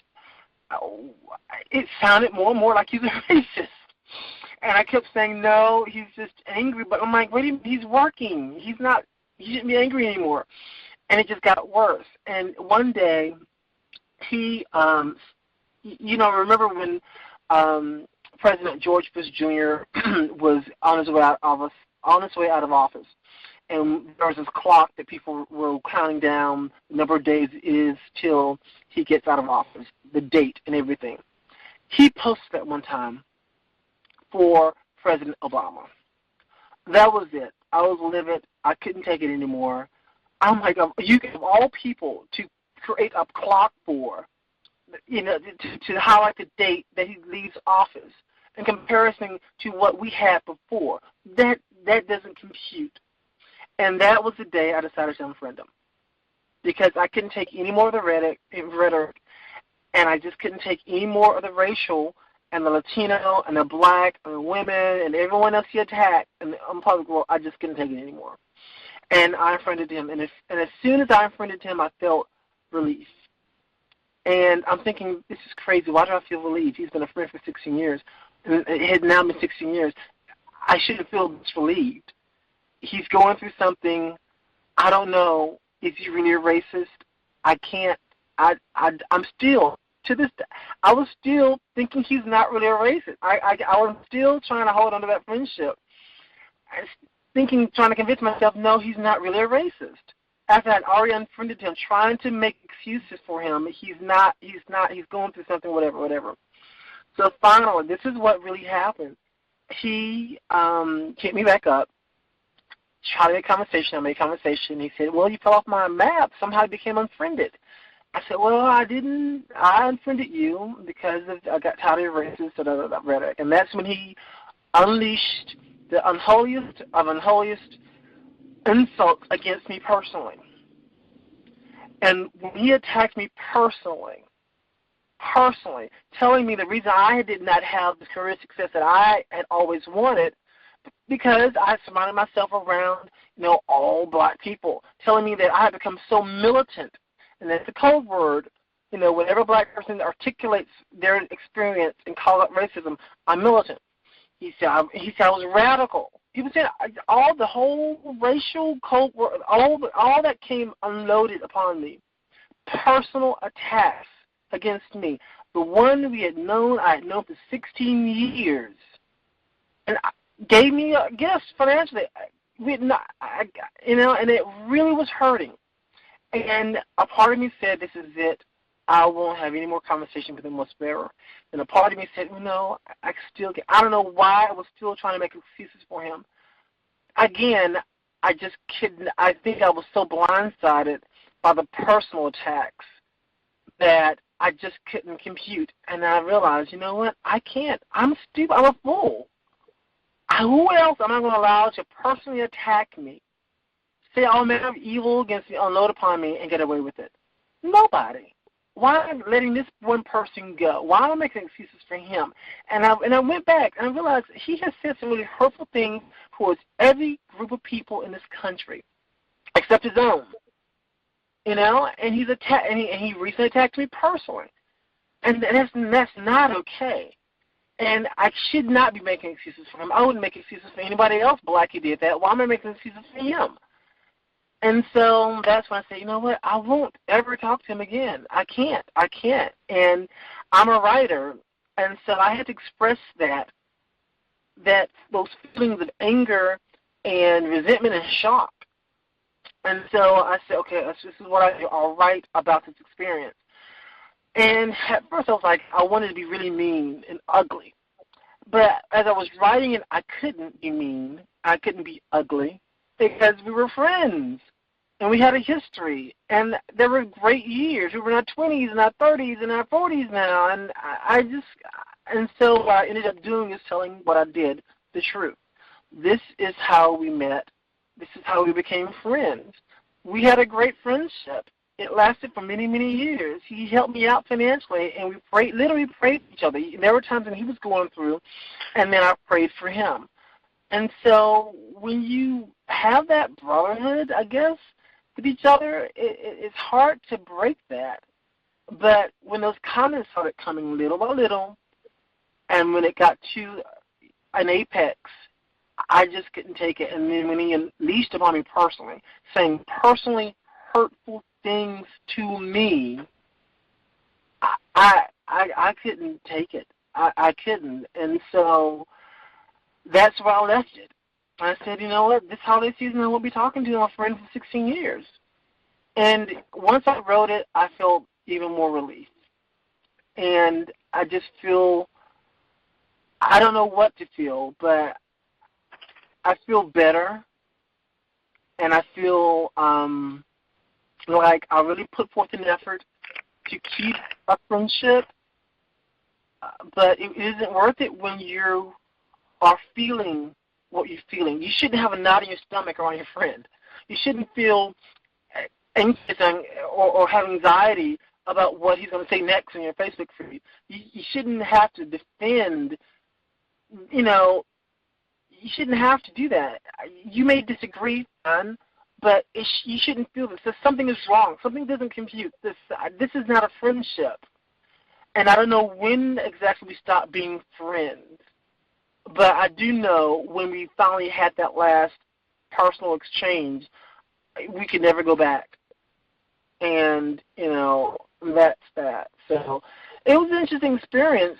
I just, it's still out there. I've got a lot of good feedback from what I wrote. But it was an emotional thing, I think people don't seem to realize is that when you have friends who you count on, who know your family, who knows everything about you, and it's not anything romantic or sexual like the other caller said, but it's just he's like a brother, or it's hard to let go. But you got to let it go, or else you go down with the person. He's going down a conservative road that I don't ever want to go down.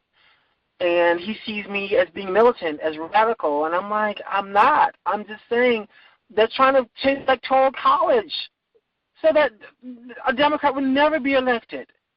No one has ever done it. No one does that. No one has ever done that. They're blocking everything. They had to take over the filibuster. No other president has had to deal with the filibuster like that ever, except President Obama at that level in terms of being filibuster. This is so obvious. Why don't you address it? And it's in vain. And that's when I realized he's not addressing it because he doesn't want to. He feels that it's okay.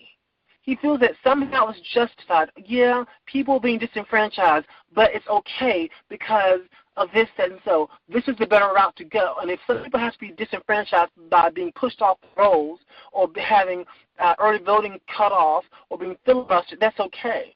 Because his way, his thinking, his mindset, his orientation as being a white man in this country is what he thinks this country needs to go down again. And I don't think that's okay. And so we can never see eye to eye, period, ever again. And so that's where we are. Context of White Supremacy. Our guest, Mr. Herndon L. Davis. Thank you again for sharing. Hope listeners are learning. Quick comments. I had one question I wanted to ask, and then I saw someone else dialed in and had a hand up with a question. Just going back to what I said earlier, you used the term denial when you were responding. Denial and not wanting to accept the truth about Adam. In my view, this is someone who is behaving like a racist. I would just say, yeah, this is the behavior of a racist. That's the way I would think of him. Adam is a racist. And you saying just being in denial about that and trying to excuse his behavior and even asking yourself, would you do this if this was someone else who were behaving in this manner? Would you do this even if it was a non-white person who was behaving in this sort of manner? Would you, be going through your mind doing all of these mental gymnastics trying to excuse, rationalize, justify this behavior that to you seems to just be totally indefensible? It reminded me, and we talked about this many times on the program, the battered spouse syndrome, the abusive relationship. The caller even brought that up of an intimate relationship.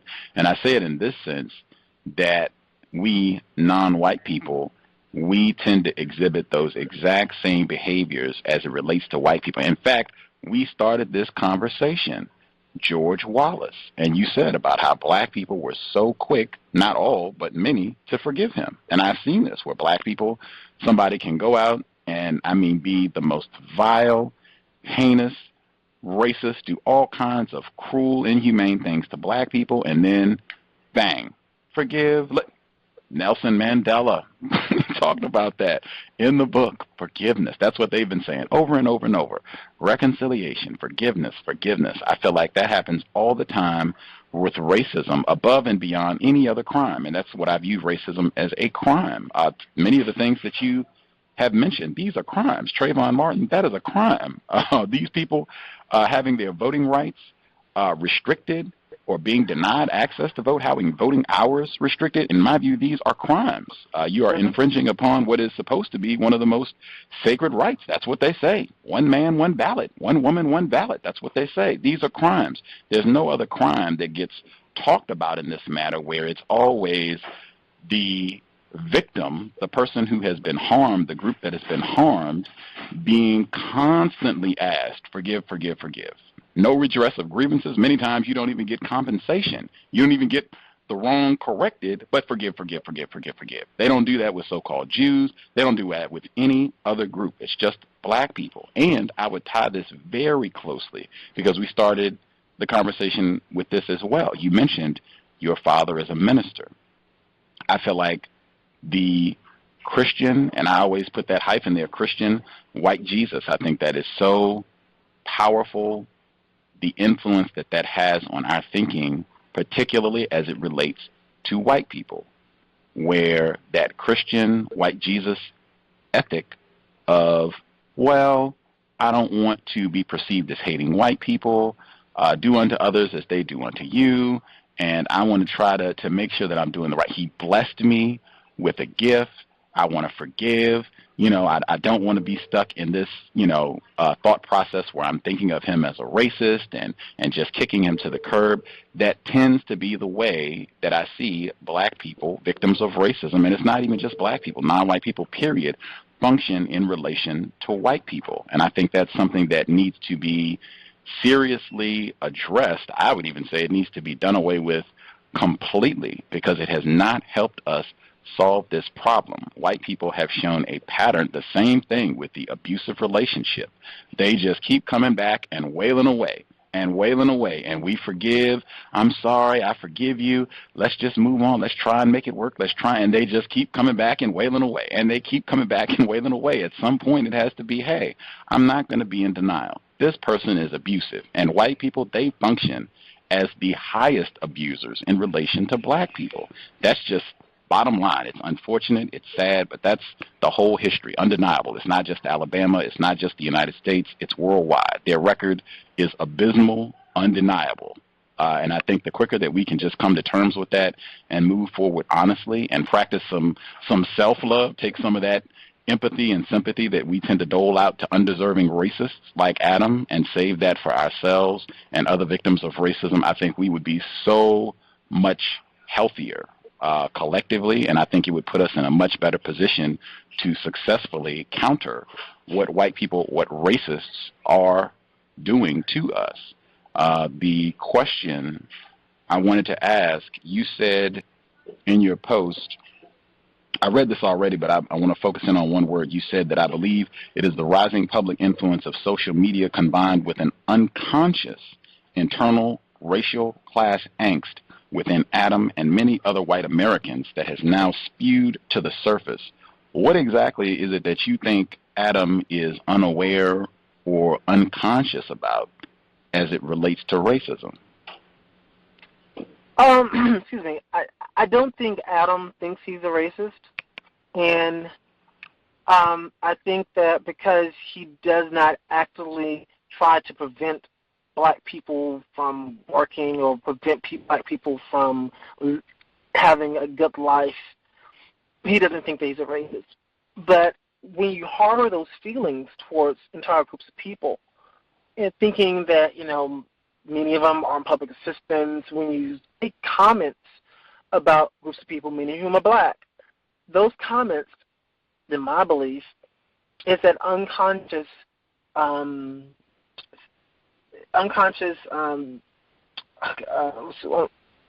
motivation behind racism.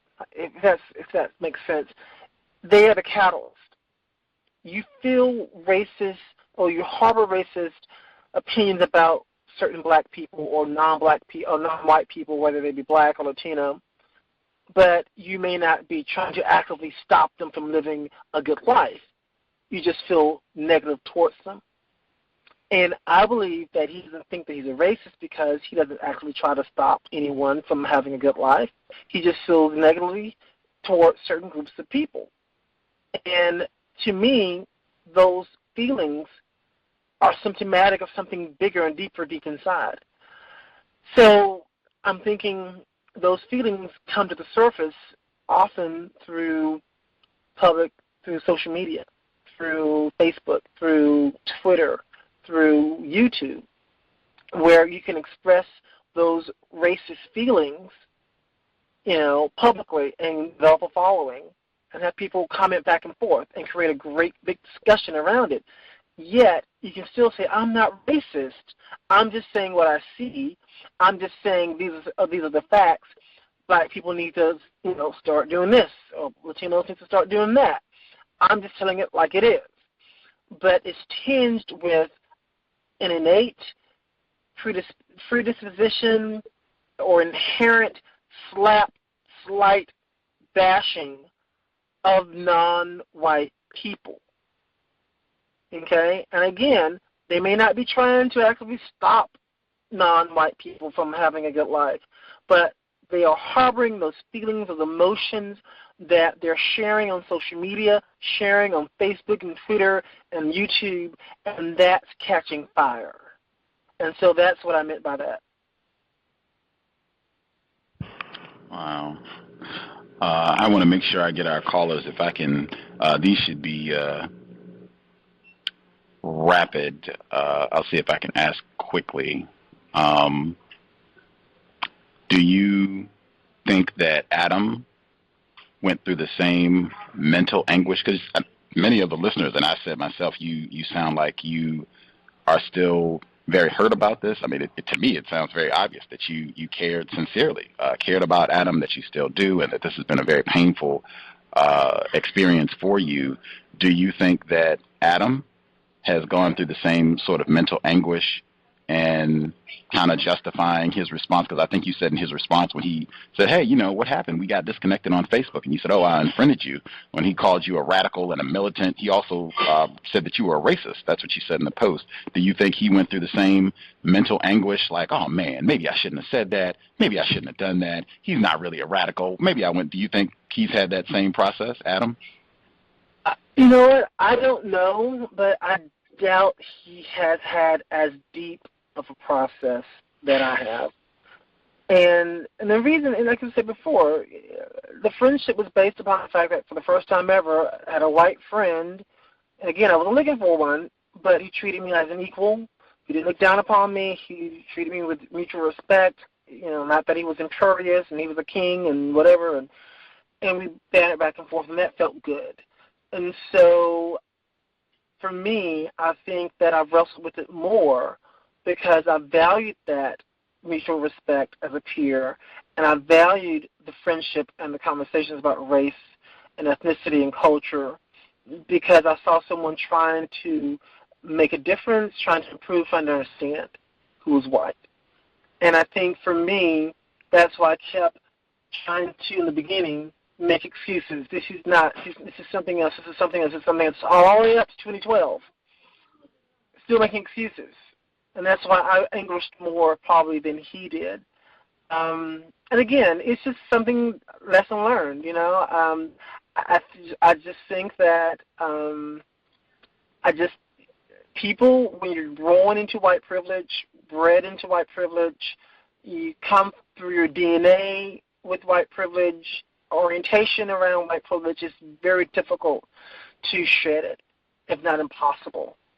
And so I've learned that it's probably impossible to shed the orientation around it. You can probably mitigate it and catch your thinking, before it goes too far.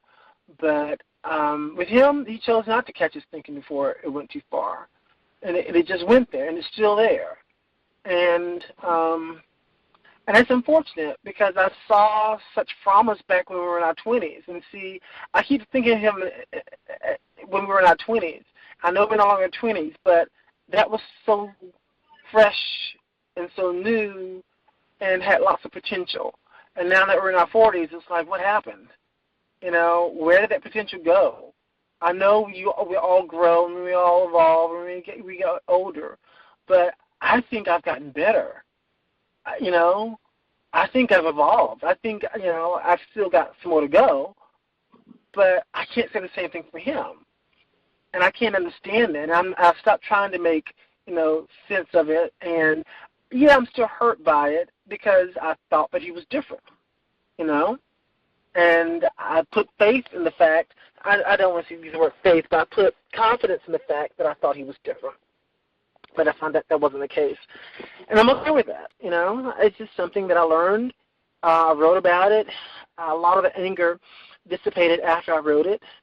And I moved on from it. And so that's just what I have to do. Context of white supremacy. I will hit our callers. That word faith came up, religion. So I said about the influence of Christianity, white Jesus, even though he did retract that term. I'd also point out really quick before I get the callers, number one, you said that Adam chose not to take a different path. He chose to continue with his quote-unquote white privilege. To me, if someone makes a choice, then we can't say, or I would not say, that they are unconscious or unaware. I would generally say when people make decisions, they are aware of what they chose. I'm going to have a Snickers and not a Twix. I'm going to have a veggie juice as opposed to an apple pie. they are aware. I don't know very many people who make choices where they say, oh, I had no idea that I made that decision. The second point, just paying attention to words. And I think this is also tied directly to why we have a hard time with denial. And we have a hard time of thinking of white people as racist. Number one, having white friends, that huge problem. And then white privilege, because you were saying that the white privilege, you're born into white privilege, you live white privilege, it's in the atmosphere, the white privilege is in your DNA. I think that term, I've said repeatedly, I don't use that term. I use the term racism, white supremacy. I think that would also go a long way to us having no denial and just being able to accept truth that it's not white privilege, it's racism, white supremacy that they're born into, that's in their DNA, and that they're not going to shake it because it benefits them. And frankly, I think the evidence to me suggests they enjoy practicing racism. We actually have a caller in Alabama who dialed in. He also wanted to get a question in. Our caller in Alabama, your line should be open. Did you have a question for Mr. Davis? Yes, I had a question for Mr. Davis. Mr. Davis, if the question is not too personal, do you mind revealing on how much money did he assist you with to help you out? It was like $500. It wasn't very much, but it was enough to get me through what I was going through. You said it was how many dollars? I said it was $500. It was not very much, but it was enough to get me through what I was going through at the time. Yeah, I understand. $500 is a lot of money to me, though. You know what I'm saying? $500 is a lot of money. You know what I'm saying? I'm not a millionaire, so I think to the majority of non-white people, that would probably be a lot of money. At least to me it is. I can't speak for nobody else. But anyway. It was to me back then, believe me, because I needed it. I used every bit of it. Yeah. But, and the second thing I probably was going to say is probably not a question. It would be more of a statement. And I'm just thinking about how hard it was for you to understand that you were dealing with a racist person. And this was not a sexual relationship. This was just a platonic male friendship. And just that alone made it hard and difficult for you to understand that he was a racist. If I'm not, stop me if I'm wrong, but I even heard you say still, even now, you try to fight it and say, no, he's not like that. And you try to make excuses for him even now, today. So I'm saying all I'm really noticing is, the reason I'm mentioning it, because before today I never really noticed, because I never really had no white friends or anything of that nature. But if it's that hard for you to notice, and y'all were not in a sexual relationship, I'm just thinking about people who have been married to these white people and had kids with them and have families, and have sex, and they watch out for them. Like you said, he gave you $500. True. Some of these white men or some of these women might give their non-white partners thousands upon thousands of dollars. So if it was that hard for you to separate yourself from him and realize that he was a racist, I'm just thinking about how much more difficult it would be for someone who was in a sexual relationship. And my final point is that I think we as a people should realize the difference between a social acquaintance and a political enemy. Because I think once we understand the difference between a social acquaintance, how someone could be very friendly to you. Someone could help you out. Like I know a lady who used to clean houses for white folks. Until she got old and couldn't work no more. Them white people gave her a house. But she used to speak about them as racist people. You see what I'm saying? Even though they gave her a house, at the end of her work cleaning up their houses and raising their kids, she still spoke of them as, as racist people. You know what I'm saying? But, like people might give you a whole bunch of trinkets. You see what I'm saying? They might have a very interesting conversation. They might smile and say, "Hey, old buddy, hey, old pal, you my friend." Like you said, Governor Wallace was running. Governor Wallace was running for election. He even pulled out a puppet that he called his black friend. You see what I'm saying? If you remember. And same thing with the lady who was having the cooking show. She pulled out her black friend. You see what I'm saying? So if I think we will continue to run in circles if we do not have an adult mindset.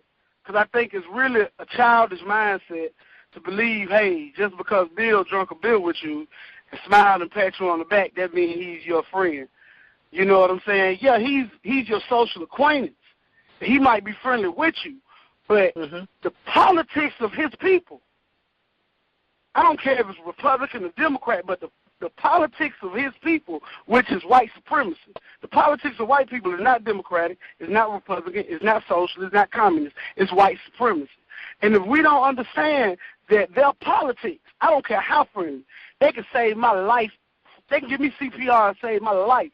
The politics of his people is, has been, and will always be against non-white people. And I think until we get that in our mind, we will be running around here with the mindset of 4- and 5-year-old children. And I mute my line. And thanks for coming on the program. Well, thank you for your comments. I mean, you made a lot of great points, and I agree with all of them. I recognize him as being a racist, and although I think about the years of our friendship, I do recognize now that he does and is or has exhibited, being a racist, and so I've accepted it. But it's still hard to still, because of a 16-year friendship there. So, but I do now accept that fact. And you're right. When someone, I can only imagine someone who was in a relationship sexually or has children, and they have a partner or the wife or husband has those thoughts, and it comes up in the midst of a marriage or a relationship, and again, thousands of dollars or whatever, and I can't comprehend that. And I think that you're right. My parents were very good about making sure that we knew the difference between acquaintances and friends. And with me and Adam, we started off as being drinking buddies or club buddies. I didn't really drink, but we hung out at the clubs, and so that's how it started. So, but it continued to grow over time. So being able to understand the difference is very, very important, that, everyone you hang out with is not your friend, everyone you drink with is not your friend, and everyone you have really deep conversations with is not necessarily your friend. And that the orientation that they have, you call it white supremacy, it's difficult to overcome, and I think it's probably impossible to overcome. I don't know, but I just think that it's near impossible to overcome that orientation. Now, I think that you can make an effort to pull it back, but some people choose to not pull it back. And with Adam, he chose not to pull it back. And he's continuing to spew what he spews and continuing to live what he lives and says what he says. And so I've learned a lot from that experience, and what you just stated helped to reiterate it and put it in a better context, especially when you mentioned Governor Wallace and his black friend and Laura Dean and her black friend. And I realized that I didn't know of any other black people that he knew that on that level. So I was probably his black friend, and he also had a Latino friend and an Asian friend. So I guess in his own world, he was collecting friends from different ethnic groups and priding himself on not being a racist by having these friends from different ethnic and racial groups. And so, like I said, hindsight is 20/20, and I think a lot of it dealt with the fact that we were in our 20s, and now we're in our 40s. So I see things differently, I understand things differently than I did, and I was trying to hold on to something that I thought existed generally when we were in our 20s. And here I am in my early 40s trying to hold on to what I thought was real in terms of a friendship. And so I think that was the biggest thing with me, is letting go. It's okay to let things go. It's okay to let go of a friend, of a wife, of a husband, of a partner, of a church, of certain family members. it's okay. It's part of the evolution of life. And so that's the biggest thing I've taken away from it is letting go. And it's okay to evolve and to let go.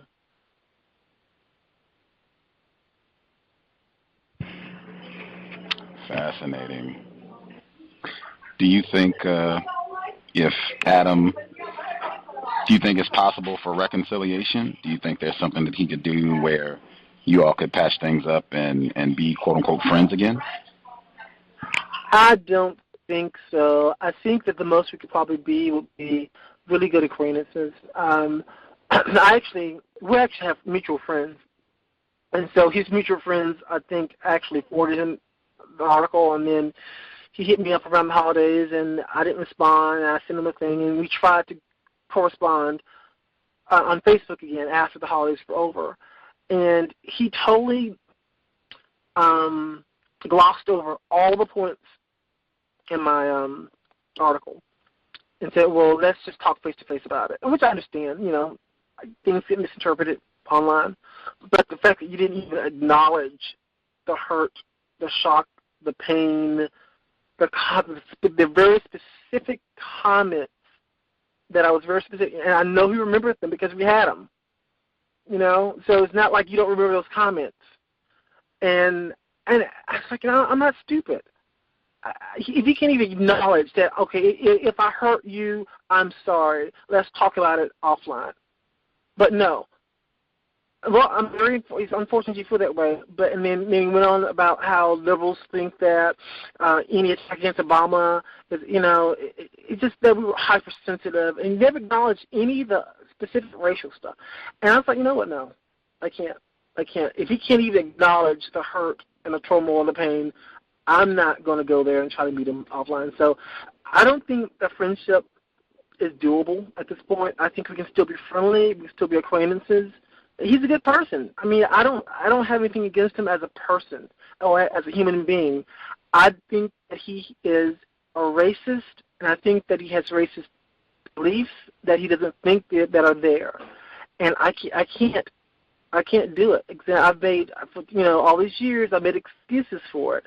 And I would be a fool if I went back, like you said before, the battered housewife or the battered wife syndrome, into trying to be a friend with him again, and it pops up again. I can't do that, and I've grown since then. It was just been a month since I wrote that, and I've just evolved so much in my thinking around this.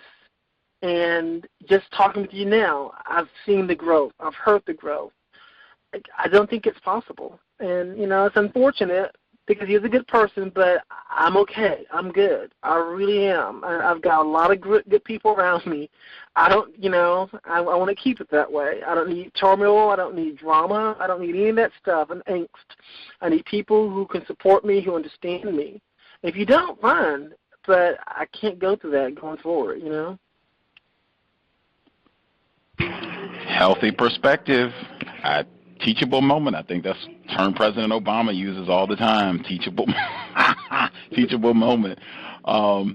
Just for clarification, because I thought when we were talking earlier, you had said that Adam, he had not been making comments that you regarded as racist, even in hindsight, throughout the time that you knew him. It wasn't until President Obama was elected in 2008 that he started saying things that you started to have a second thought or two about, saying, hey, wait a minute, this maybe could be something racist. Is that accurate? That's accurate. It's accurate. Okay. And so that's what made it even harder, because years before, none of it. And then all of a sudden it started happening. And so that's why I went into denial mode. That's not really what he really meant. He's just being conservative, or he's just trying to stoke a fire, just trying to, just stir up some mess online. And that was my fault. I should have understood it earlier, because I had no orientation around his racist harboring of anything prior to that. Wow. We have done many, many programs on white friends, or I can't say that we've done many programs, but this is a subject that we have talked about a lot on the cows, and my suggestion about non-white people, black people specifically, not having white friends. This will definitely be a program that I cite in the future as a reason why, just because what I've said consistently, when you have that deep connection to a white person, your emotions just added that, courtesy 909, that in our efforts to counter racism, we really have got to be in better control. And really, it is about shifting, reorganizing our thoughts, speech, actions, and emotions.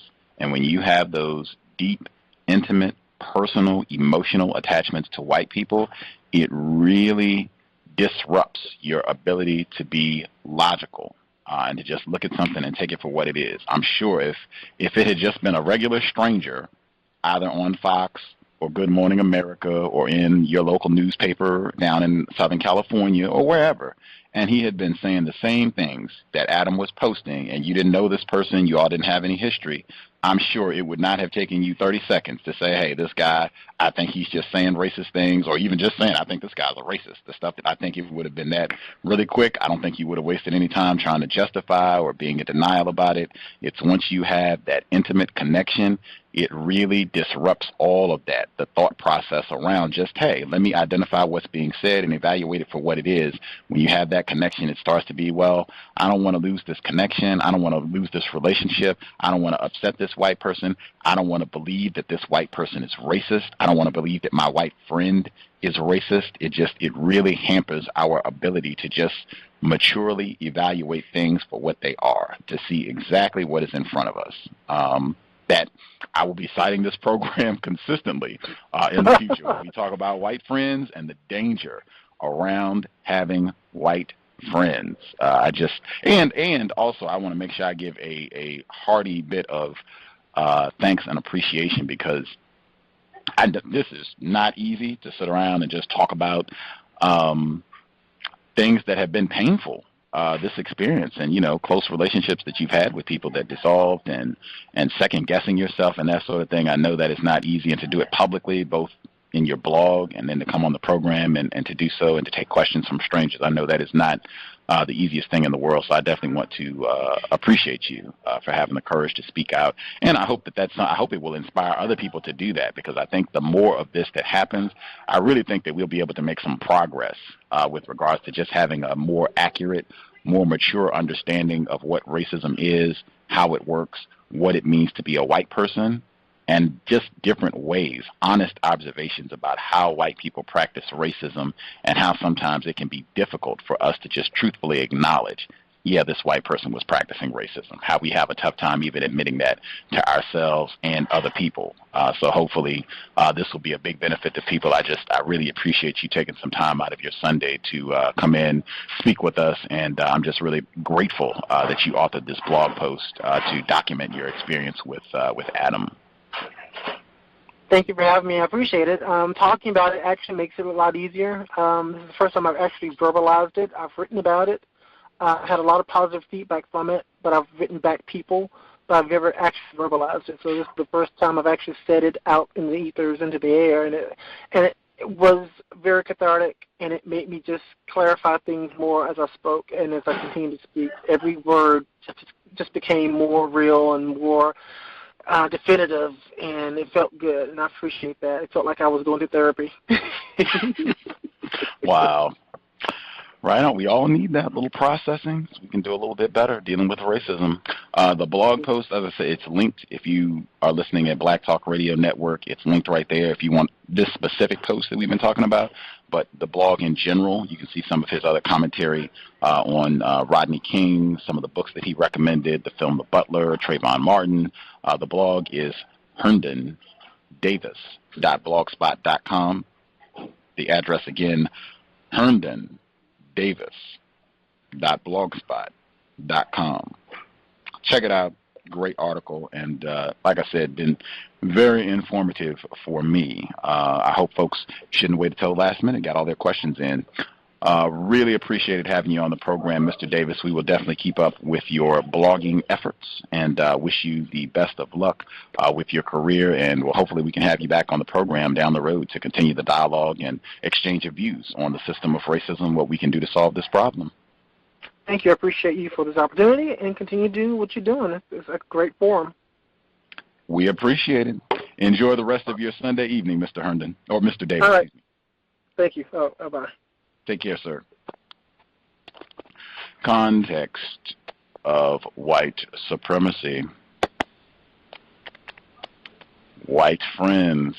Wowee. Wowee. White friends. And Christianity, I wish I had included. I didn't know his dad was a minister. I don't think he put that in the blog post. If he did, I would definitely get an F for not being observant, because I think I might, if anyone has comments, if you want to share anything, I would definitely highlight, bold print, mega, the role of Christianity. I think people have asked before, why do you put that in the descriptions? Why do you always say that? Christianity, white Jesus, why do you do that? I will be referencing this program. That's why.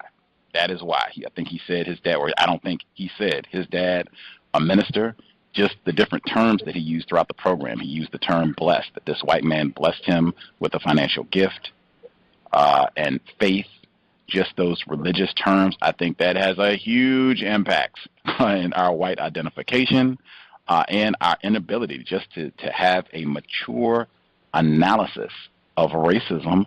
White people, that Christianity is a big-time part of the problem. That has been articulated before, but just to have another example, 2014, of how that is disrupting our ability to just process logically, accurately. As Mr. Fuller says in his code book, he says, in racial matters, many look, but few see.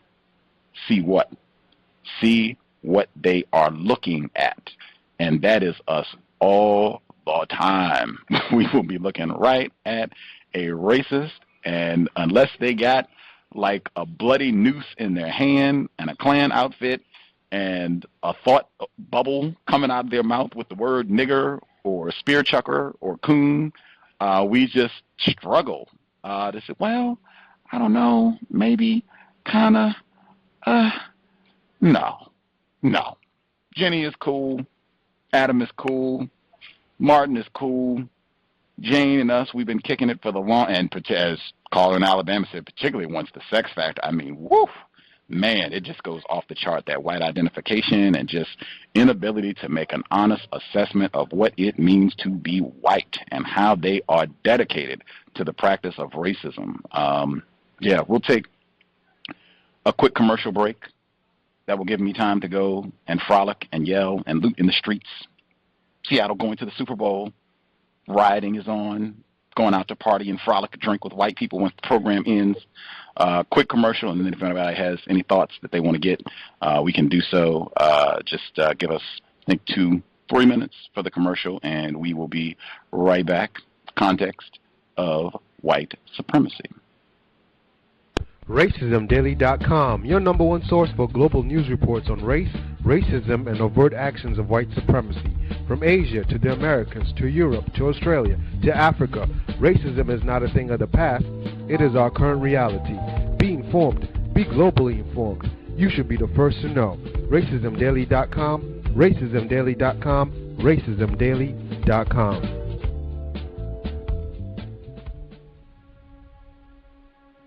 Is racism hurting you? On issues of race, are you unable to speak, think, and act with clarity and confidence? Are you tired of laughing when nothing is funny, smiling when you are not happy, agreeing when you really disagree?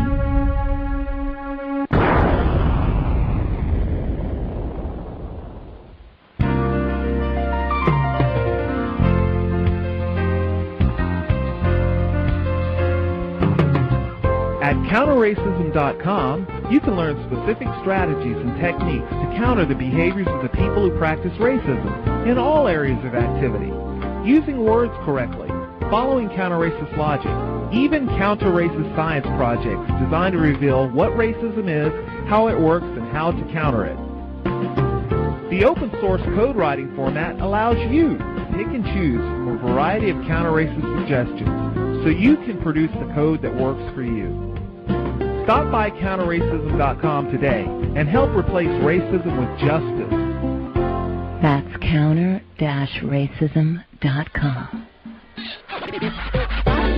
Do you need a one-stop shop for all of your multimedia needs?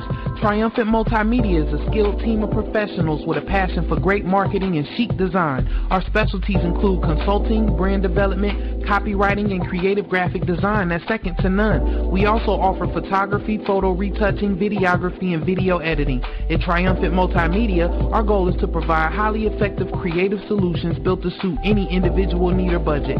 Give us a call at 678-732-8067 or check us out online at trimultimedia.com.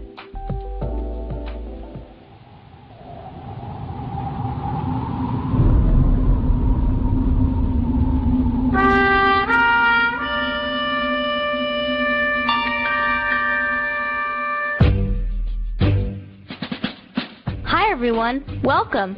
This is Justice with the C.O.W.S radio program. If you want to learn about, understand, and counter racism, white supremacy, be sure not to miss a C.O.W.S episode.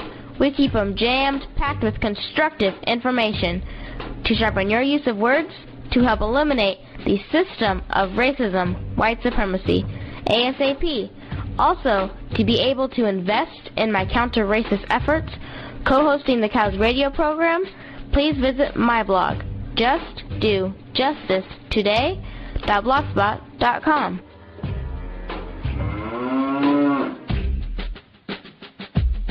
You're just saying just buckets and buckets of words. I got an uncle real crazy. My Uncle B, 55 years old, hates white people, married to a white lady.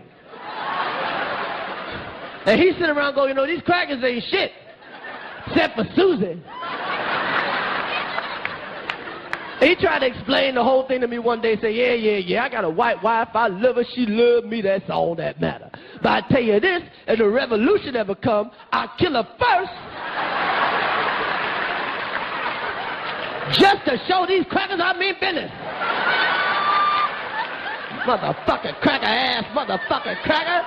Shit, cracker, motherfucker. Hey, hi, honey. Motherfucker, cracker, I'll kill my cracker kids, too.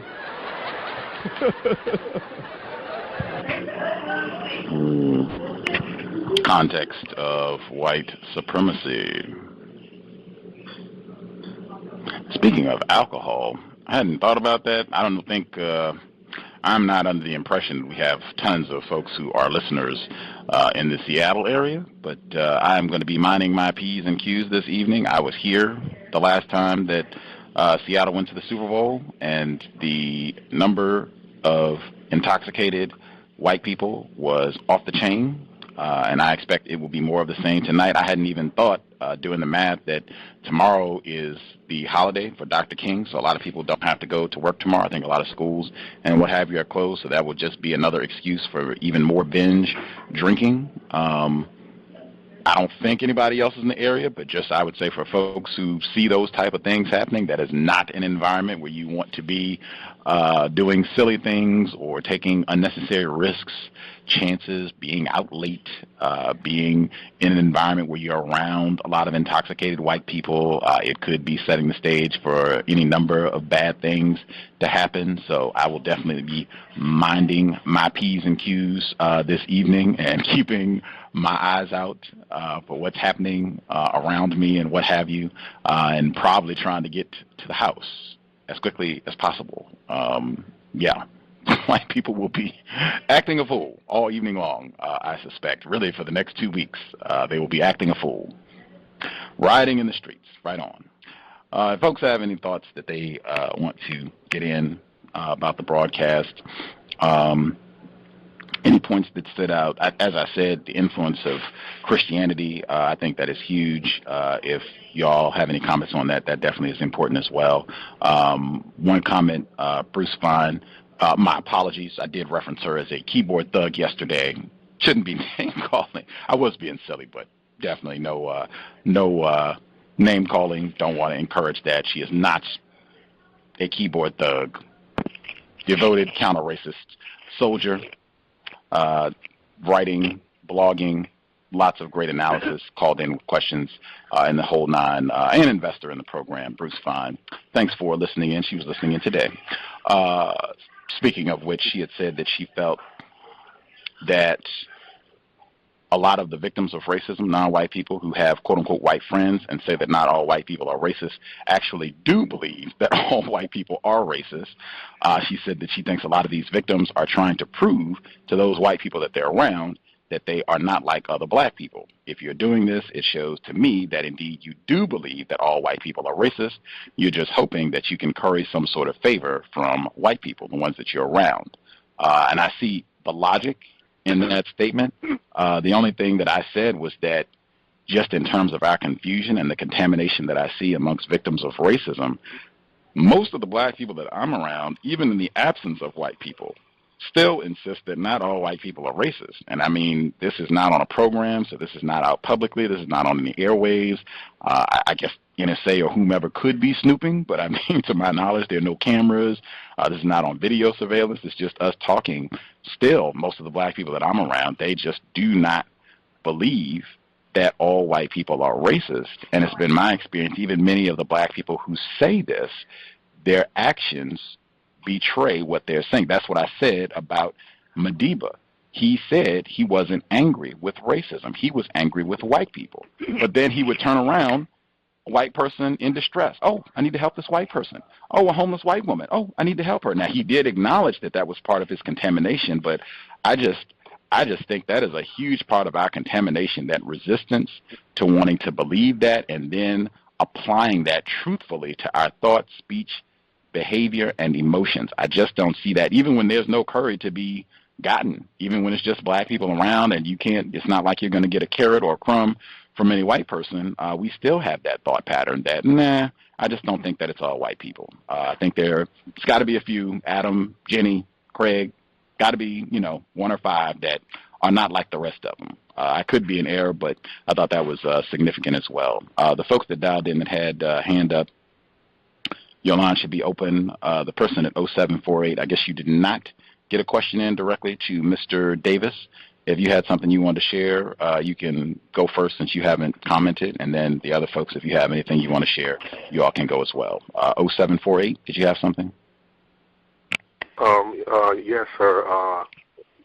Just to kind of piggyback off the part where you were talking about the influence of just any kind of relationship, whether it's a so-called friendship or work kind of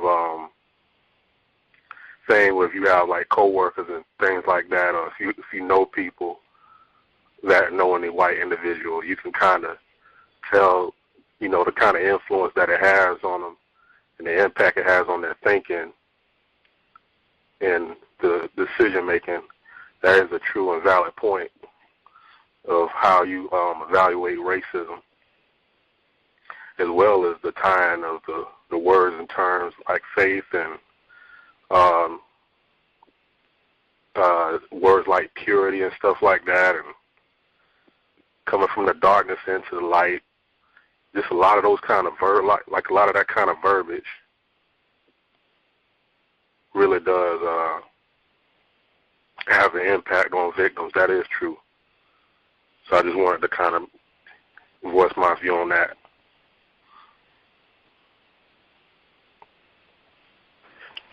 Yeah, I just wanted to make a comment about the economy and white people.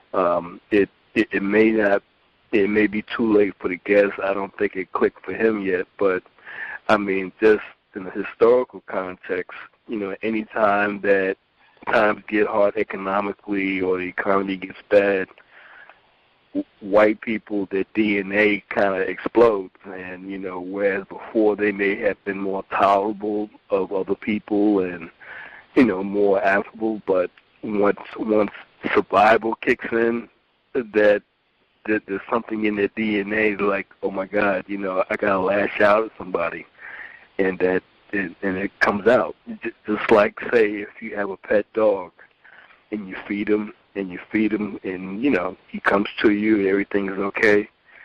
You misfeeding him for about 4 or 5 days. He starts looking at you. His canine DNA explodes, and he gets in survival mode. He's looking at you like the next meal, possibly.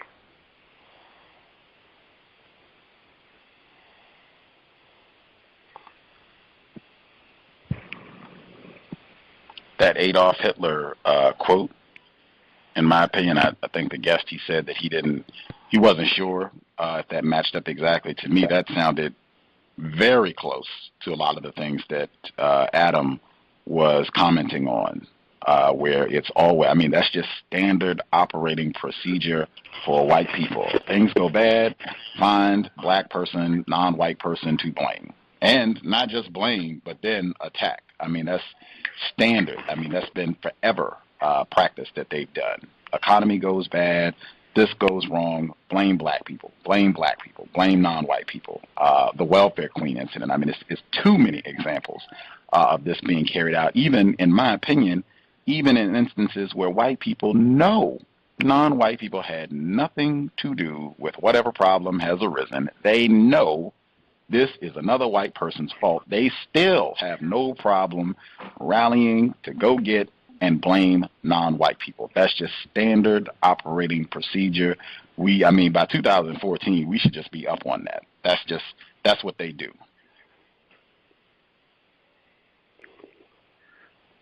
And that's interesting. You brought up Hitler because wasn't he very good at the propaganda and all of those posters and stuff? Like Joseph Goebbels, absolutely. So I'm thinking he was saying, oh, well, he was catching the Fox News and all the conservative, quote, conservative political commentary and stuff like that, like the radio people and people all on the news. And I guess he was maybe using that as a way to excuse his racist, like, outbursts on the social media networks. So that's a good reference.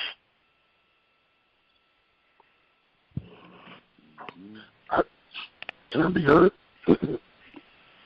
Yes, sir. If you could speak up a little bit, Mr. Demery Ford. Okay, how is that? Yes, sir. We can hear you. Oh, okay. I think that for Mr. Davis, that experience was probably a good thing for him, because now he can look at things from a real standpoint.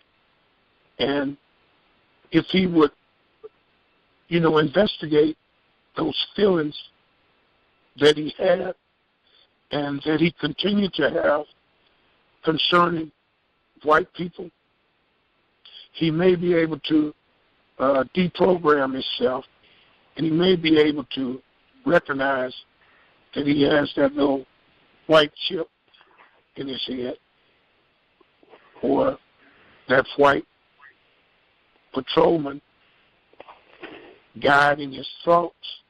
But, in a way, we all have been there, maybe not to the extent of others, but we all have to continue that debriefing process on the conditioning that we have been exposed to, because everything on the media, everything you hear,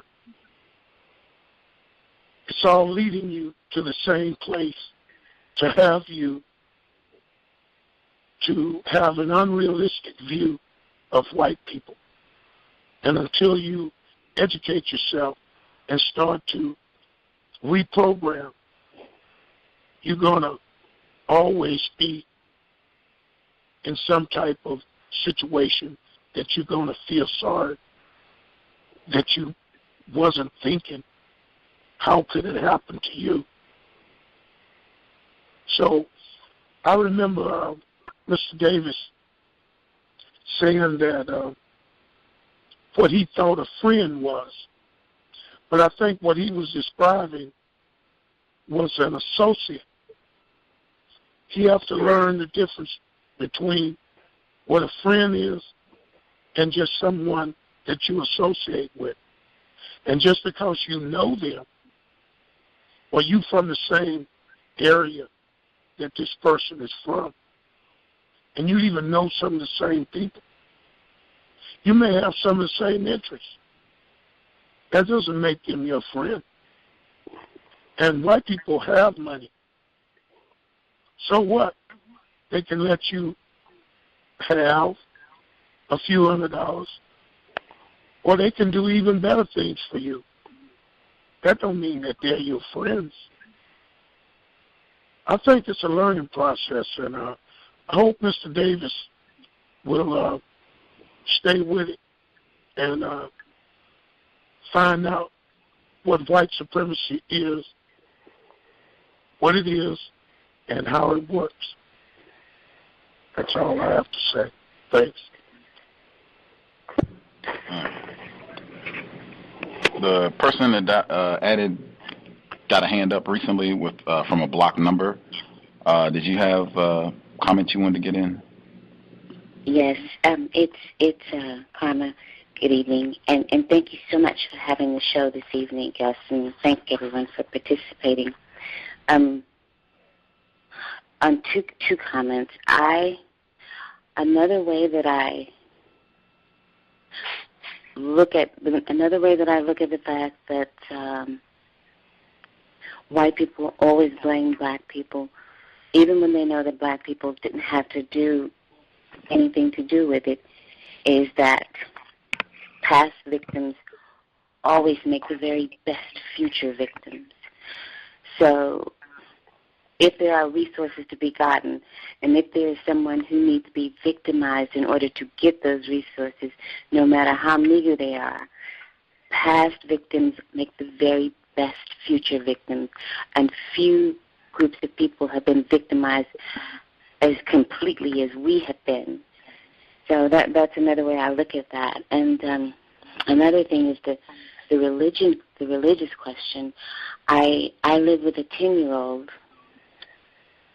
4 days out of the week, and he is being raised as a Jehovah's Witness. And some of the very disconcerting things that he says is that one day, I do hope you will marry a beautiful black woman. He says, oh no, I'm not going to get married. I'm going to devote my life to Jehovah. And that causes me to panic a little bit. And when I ask him to get his homework, he goes, no, I have to do my Jehovah readings tonight. There's nothing that comes before my readings. And he says things like, I want you to, like I said, well, why don't you, let me read. I remember one time I tried to read him a story, a black story with pictures and the little black princess, and he goes, well, I don't want to read that. There's no such thing as a black princess. And there's just nothing there for him. They've already told him, you will not be sowing any of your black seeds. Black women cannot be princesses. You don't need to learn how to read and write. It's so horrible. I did crazy things to try and get him to like black women. He says at school, and I had to just put my foot down. He says, well, sometimes, my teacher lets me play with her hair. And I go, what? So you ever touch that white woman's hair again, you will never come to this house.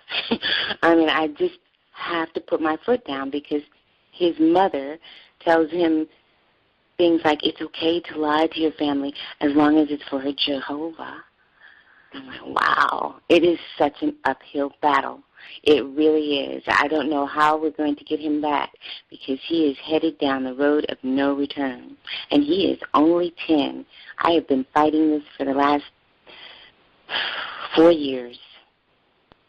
So, anyway, thanks for listening to that. I appreciate that. If you have any ideas, I sure would like to hear them.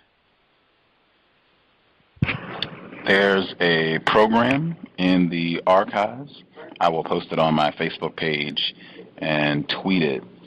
This is from 2011. There was a parent who called in. She had 2 children, black children, and she let them go stay with another relative, and the relative was really into Baptist Christianity. And while they were staying with this relative, they had the children baptized and all this, and the mom was just like, what in the world? Because she's not into all that, and she had been working with them about racism and talking to them honestly about racism, and she was really concerned, and she called in, and we actually three-wayed Mr. Fuller on, just impromptu, and he hung out for, I don't know, half hour, maybe even an hour. He just hung out and talked to her about some of her concerns, and it was right along those same lines in dealing with the influence of white religion on young people, your children, or just young people, even if they're not your children, just children that you have contact with. And I think he had some very logical approaches to dealing with that,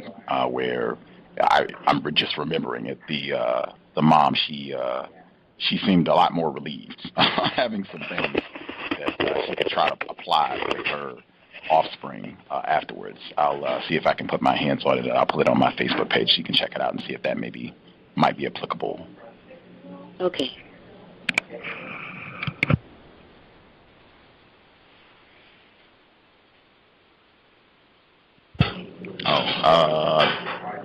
Thank you for sharing, Carmen. The other person that had a hand up, your line should be open as well.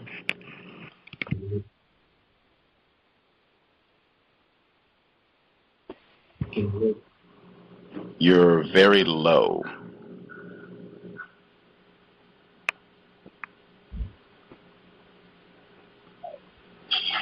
Still not hearing.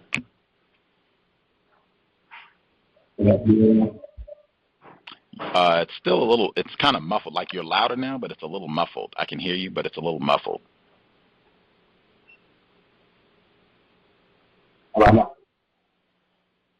Still a little muffled. I don't know if you're on the... Still not coming through clear. If you're on the free HD line, I don't know if it's clear or not. It might be if you want to hang up and just dial right back in to see if that clears up, or you can try it again to see if see if it works now. But if not, just hang up and call right back in and see if that clears your line up. Yeah, it's still breaking up. Still breaking up.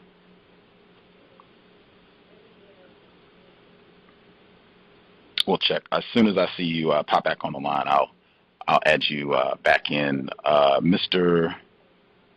Demery 4, he had emailed a situation on quote-unquote white friends earlier today. I can read it if you just want to share. That I think would be fitting as well. Because I hope it does not, my tone at any point during the broadcast while Mr. Davis was with us or since he left, I hope it's not in a talking down or mocking sense, because I feel like this could have been any of us. And I have talked about my white friend episodes from way back when. I've shared about that in the past before, so I feel like it's a pretty common thing amongst victims of racism. But while we're waiting to see the male caller, see if his line is clear, Mr. Demery, did you want to share your incident that happened recently with the quote-unquote influence of the white friend? Oh, can I be heard? Yes, sir. Okay, yes, I emailed in. My wife and I was recently celebrating our anniversary, and she has a son from a previous marriage, and him and I, he's about 40, 41, him and I discuss sports from time to time, and he asked me who did I think would win the game between the 49ers and the Seahawks. And as I was giving him my analysis, which may have been a little long-winded, but he knew a white friend of his came in to the room, and he abruptly just ignored me and went over to greet the white friend. And I felt slighted, and I felt, a bit put back. But then I started to think that, a lot of times non-white people do this. When white people come around, they may be engaged in a conversation, and then a white person comes into the room or presents themselves, and either one or both of the non-white people will just interrupt the conversation and start to converse with the white person. You know, and I've seen this over and over again. And even white people think that when two black people are talking, that he can just come in and interrupt your conversation and just talk over you. And we seem to allow them to get away with this. And I've been noticing this, and I think that that has something to do with the conditioning process also, and seeking validation from white people. We have to, these little things is what we have to be aware of, and because they're taking that superior position, and if you're not aware of it and training yourself, you know, to watch out and to have responses for this same thing will continue to go on. And it's almost to the point now that if you do say something, you'll seem like the person who is out of line. So I sent you that email just to, shed some light on this whole conditioning process we have, you know, and we, as black people, we have to get a handle on this, and we need to start somewhere. And I think, becoming aware of that would be a start. I may be incorrect. If I am, somebody let me know, please. Gonna be heard. Yes, sir. Okay, I think I'm clear now. The comment that I wanted to make was that we have to keep in mind, and I think some of us already have that in mind, is that white people study us, and what I mean by studying is these are the same people that read and write books on being friendly. You know, these are the same people that write how to influence people. These are the same people that write books on how to deal with difficult people. And they consider us difficult people, but we're the ones that are victims of their system. So it's kind of interesting that how they relate to us. And I think if we keep things like that in mind, by my observation, this caller here, the guest kind of seemed very confused as far as how white people perceive us in friendships and relationships in general.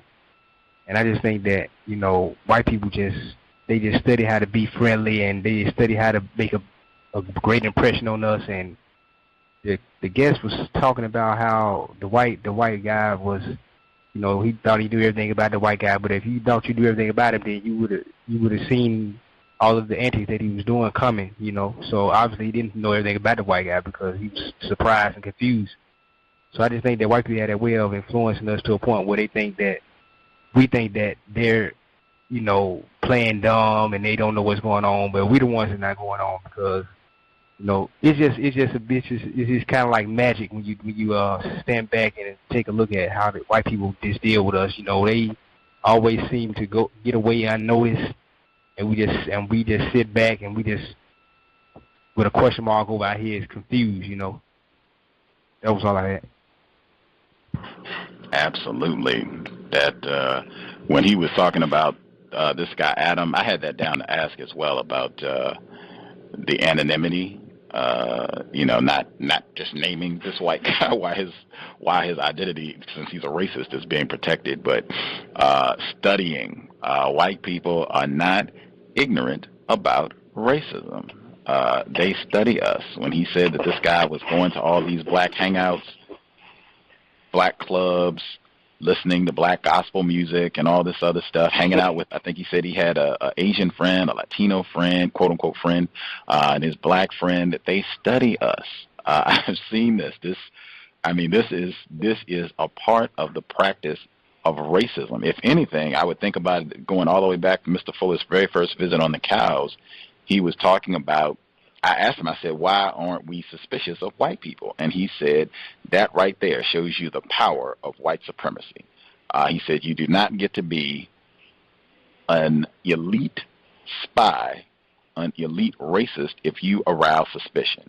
You are not a good spy if you go and you are amongst people and everybody thinks, oh, this is a spy right here. You are not very good at what you do. For white people, the same is true with the way that they practice racism. They are not supposed to be detected. That's supposed to be the last possible thing that victims think about any individual white person, that this white person is a racist. That's supposed to be the last thought on our minds. And so if that means I listen to gospel music, if that means I go to the booty shaking club with all black people and I'm the only white person there, whatever. I can do all of that and I'll be the most comfortable person here. And just based on what he said, and we've heard this before from people, just because we have been traumatized, terrorized, that abused spouse trauma that we're operating from, we will just be elated to have a white person around us who is not calling us nigger, may lend us a few quarters, is nice to us.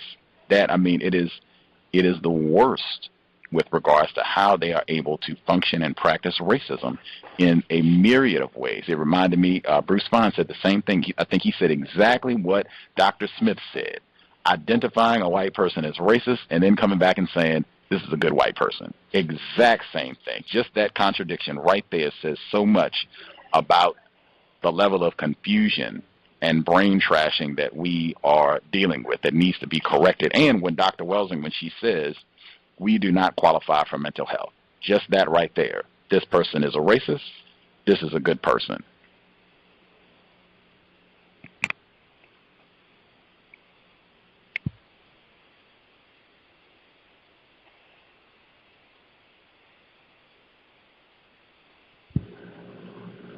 Can I be heard again?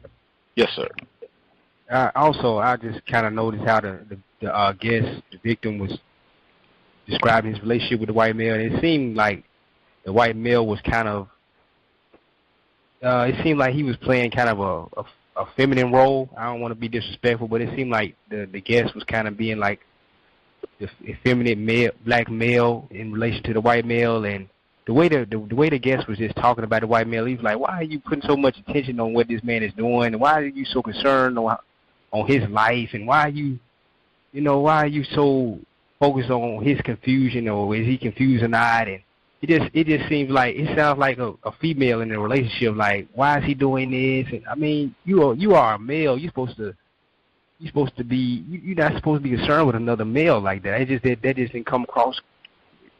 They came across very suspicious to me. And when one caller was asking if he had any type of sexual relationship with the white male, I mean, it has to be some type of relationship going on that he's not talking about, because I mean, just where he was putting out too much energy into that white male. I mean, who has time to put energy into one person like that, especially a white person?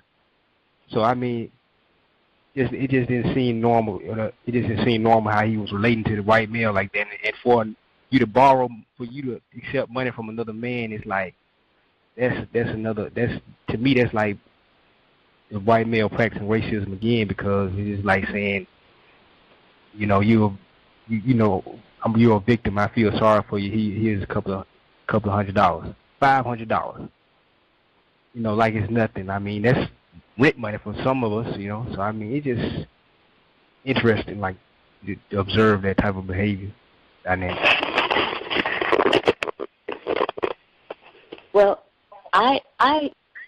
there was something there. There was something there along those lines, but I couldn't put my finger on it. Just a caring in excess.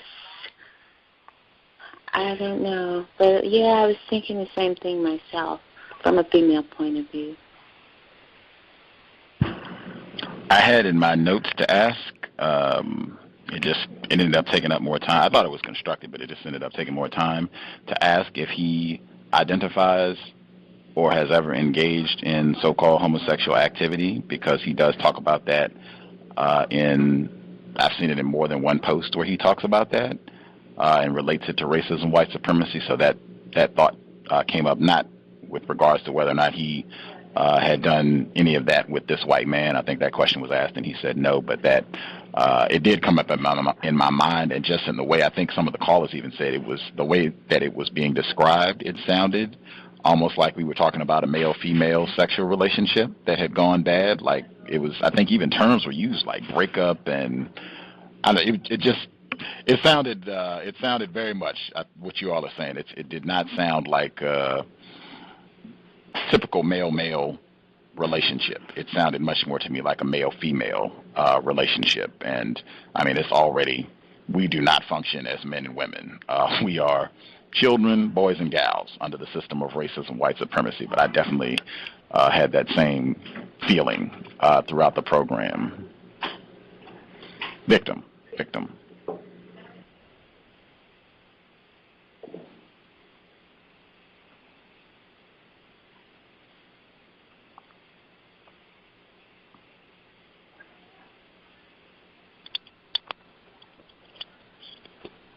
Gus, also I noticed that you asked him if he had had any relations with a black female, because a lot of times, or the white friend, a lot of times these white guys will try to hang with black guys so that they can have the air like they are cool or that they're hip, and then that they can be exposed to black females. So I've seen that. And they may even ask the black male if he could introduce him to some black females. Because I worked around some younger black males, and I had to straighten them up on that aspect. You know, you don't be introducing any black females to that white male. Is he introducing you to any white women? You know, you guys got to wake up and smell the coffee. You know, you don't see what's going on here. And you even start talking to him about your sexual exploits. You know, that's none of his business. And you need to, you know, just mind your own business and carry out your affairs, you know, unbeknownst to him. Don't tell him everything that you do. And you should not care about what he's doing. You guys are in a work environment, and you need to keep it like that. So he said that none of that was going on, so it does raise some suspicion.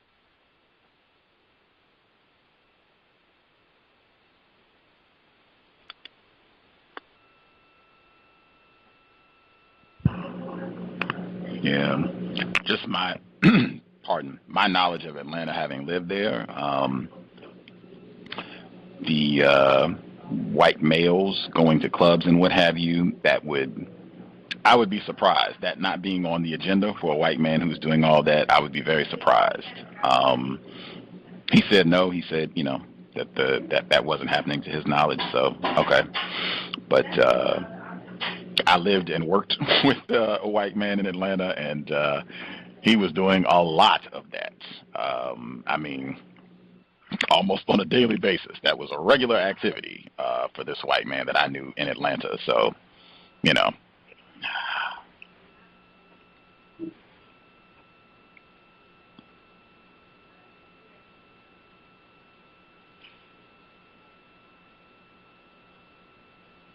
I don't know. If I had to rank just based on what I heard, I don't even, the money is I think Alabama, the caller in Alabama said it correctly, that $500 for a lot of victims. I mean, hey, that rent, whatever, that is a significant amount of funds. I think they were talking about minimum wage on Bill Maher, and I think even where it's at now, most of the individuals who are working jobs, I suspect most people in this area of the world do not make $500 a week. That would be my guess. I could be in error about that, but I would not be surprised at all if most of the folks who have jobs, they make less than $500 a week. So I think for a lot of people that would be a pretty significant amount of income. But if I was ranking, I would say just the religious factor, the white Jesus factor, I think that would be even more of an influence with regards to his unwillingness, denial, that was the term he used, his denial, his unwillingness to accurately categorize, respond to this white person as a racist. I would put that above even the finances. And then just it seems that the connection, the relationship in and of itself had value. Unless I'm misunderstood, because I mean he seemed genuinely hurt, and I would even put that to me. It sounds not that you can't have a relationship with another male or someone of the same sex where you all are just companions and you care about one another, and if that gets disrupted, you know, you can be hurt. Absolutely, that's totally healthy, that's fine. But just the way that it was described, it sounded like a breakup, like a male-female type breakup. That's almost the way it sounded at times, like he was really hurt about not having this white man that he cared about in his life anymore. It seemed like just that in and of itself had value, and that is a pattern that I have observed. Those connections with white people, they end up, I think, the chief that was with us, Charles U. Phillips, Dr. Phillips, when he was with us, he said the same thing. Those connections with those white people end up being so valuable because it's like, oh, I'm being validated. What Frantz Fanon said, who can validate me as a human being more than a white person, being accepted, being not called a nigger, and he's willing to go out and be seen in public with me. Yeah, just no white friends, no white friends, no white friends. Did anybody have anything else they want to say before we wrap things up? That reminded me of it was an older program where I think you were given a recount of an experience when you were first starting to do the program, and I think you said you had a white person in your circle, and y'all were, like, I guess, trying to interview him, and then it was another victim that started to break down and cry, and he couldn't believe that the white person couldn't be honest with non-whites. I think that's what it was.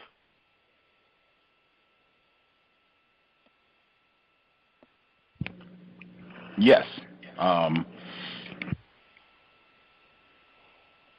Wasn't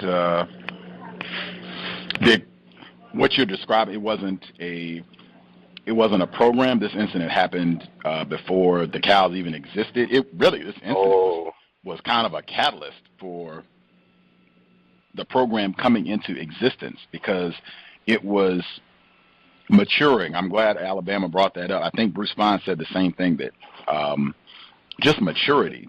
He didn't sound as though he had a mature understanding of racism, and he didn't sound like he was having a mature response to this. And I think he said that he was growing. I think he said that as he was exiting, he was growing and even having this discussion.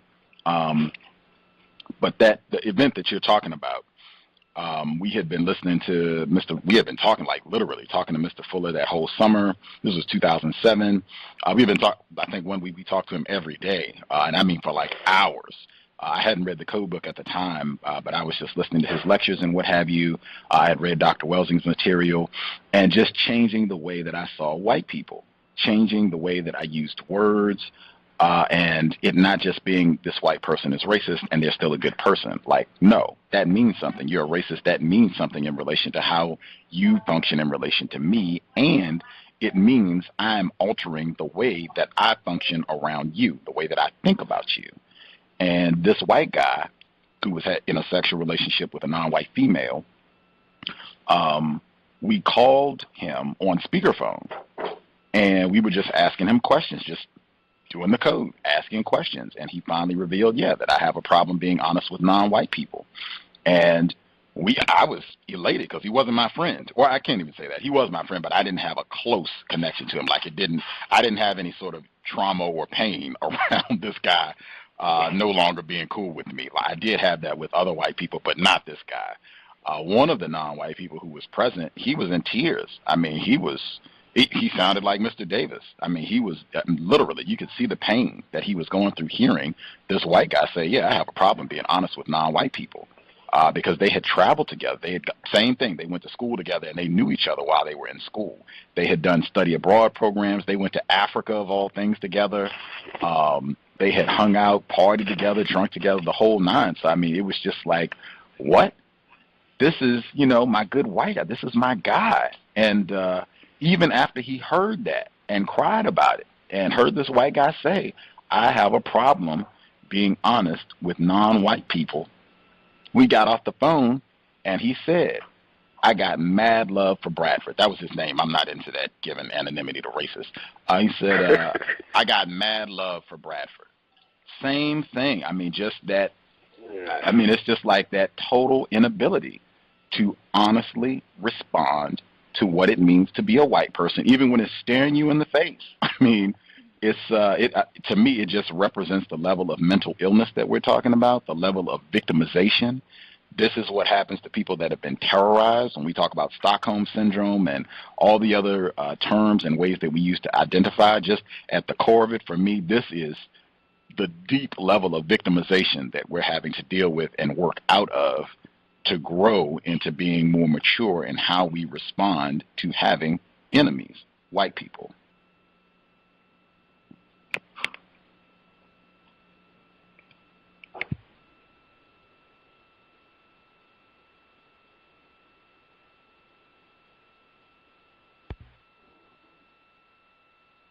Never heard? Yes, sir. Yeah, the term just came to me, battered spouse syndrome, I think it is. Well, the female that's in a relationship has this unusual attachment to the male partner, battered spouse syndrome.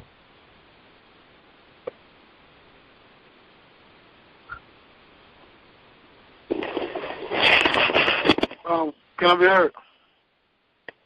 Yes, sir. Yes, sir. Mm-hmm. Yeah. Hey, good. Did you ever get around to watching that Casualties of War? I have not. I did not forget about it. I still got it. I didn't forget the scene that you were telling me about with Michael J. Fox. I just haven't. I haven't watched it yet. Just stay on me. Okay. The video. Hey, and if you talk to Dr. Wilson, like once you check it out, kind of point that out to her too, because I'm telling you, they're right there support. Like it kind of puts me in mind with Tim Wise, the so-called Tim Wise or whatever, where he was like her working pseudo-scientific bullshit. And like, you know, a lot of, I guess since he is a white supremacist, he probably would need white validation since he's a white supremacist himself. But that right there is it's just like hands down, like come on. Even the white supremacists themselves pointing at his penis saying, this is a weapon, but this right here is only a gun. But this gun ain't a weapon. He holding this in his private area and said, this is the weapon. But yeah, I mute my line. And when the next program coming on? The next scheduled program is Thursday, although I suspect, I'm just waiting for confirmation that we'll be back before then. It's a non-white male, black male from the University of Cincinnati. He's a grad student. He had been doing things in his tenure at University of Cincinnati to call out racism on the campus and to try to get them to do more things, offer more resources to non-white students and what have you. And he got some racists sent him a package in the mail threatening him, calling him all sorts of names, nigger and all this other stuff because of the work that he was doing, and he went ahead and published it and made it public, and the police are supposed to be following up on this, but he should be here on Thursday evening, same time, 8 p.m. Eastern, 5 p.m. Pacific. Okay. Hey, do you have anything in the archives with Professor Renuka Rashidi?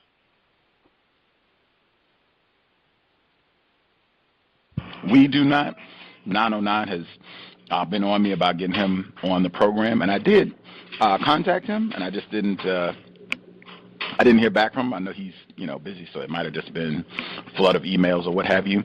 I know he was recently on different broadcasts on the Black Talk Radio Network. You can go to their site and see it, but he has not visited us as of yet. I will attempt again. I'll try again to see if he gets back in touch with me to see if he'd be willing to come visit on the program.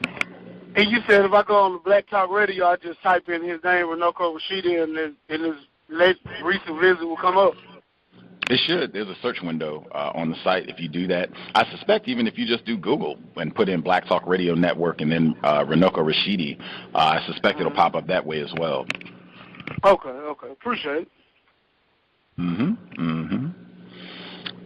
We good? Everybody got everything out they needed to share?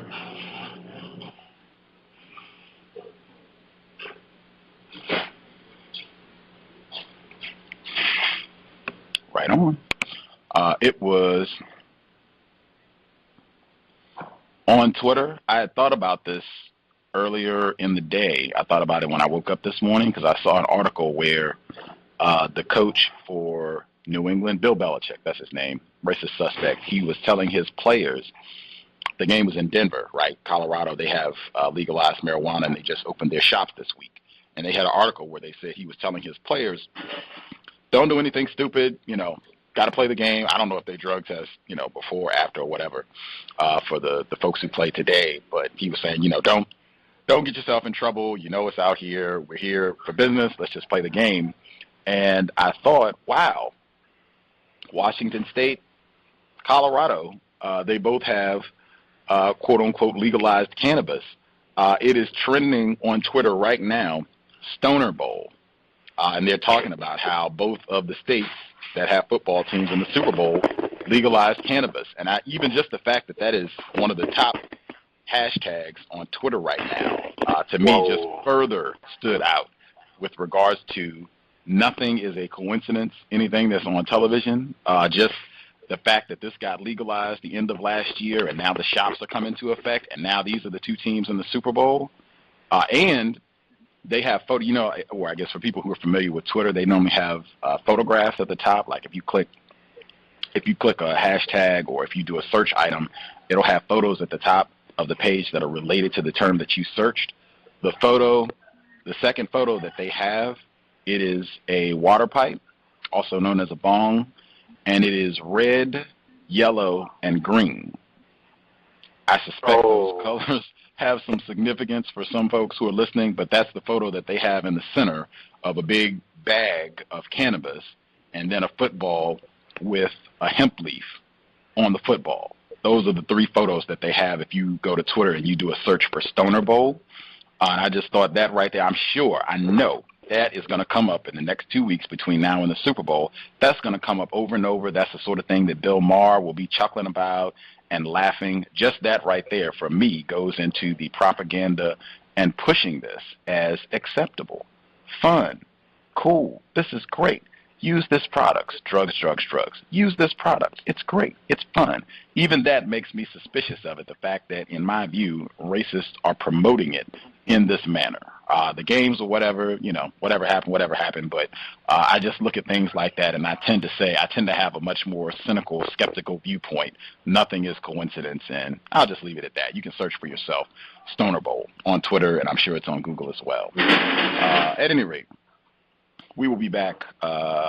Next scheduled is Thursday, but just check the Facebook page, the Black Talk Radio page, to see if something pops up between now and Thursday. It likely will. Just look for the update for Karma and anybody else who's interested. She was asking about when younger people, if they're your children or just younger non-white people, and unwanted religious influence. I posted the link for that broadcast with Mr. Fuller. It was from June 2011, where he was on the program, and he shared his views.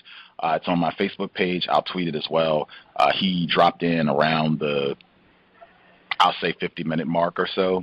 The whole program was just about attempted counter-racist parents. That was the subject for the whole program, and different people called in and participated.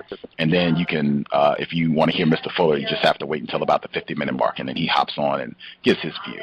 For folks, if they're interested, you should be able to check it out and download it at your leisure. Anywho, thanks for tuning in. Hope it was constructive. Invest if you think the program is constructive. Racism-notes.blogspot.com.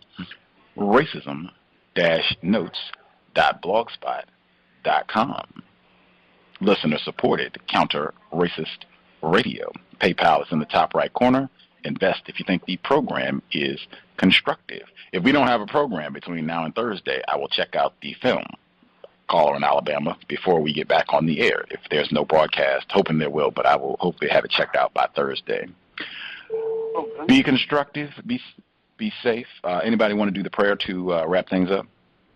Yes, I'll do it. Cool in the gang. Thanks all for tuning in. If you get confused about archives or programs or any other matters, feel free, drop me an email. I'm on Twitter @UntilJustice.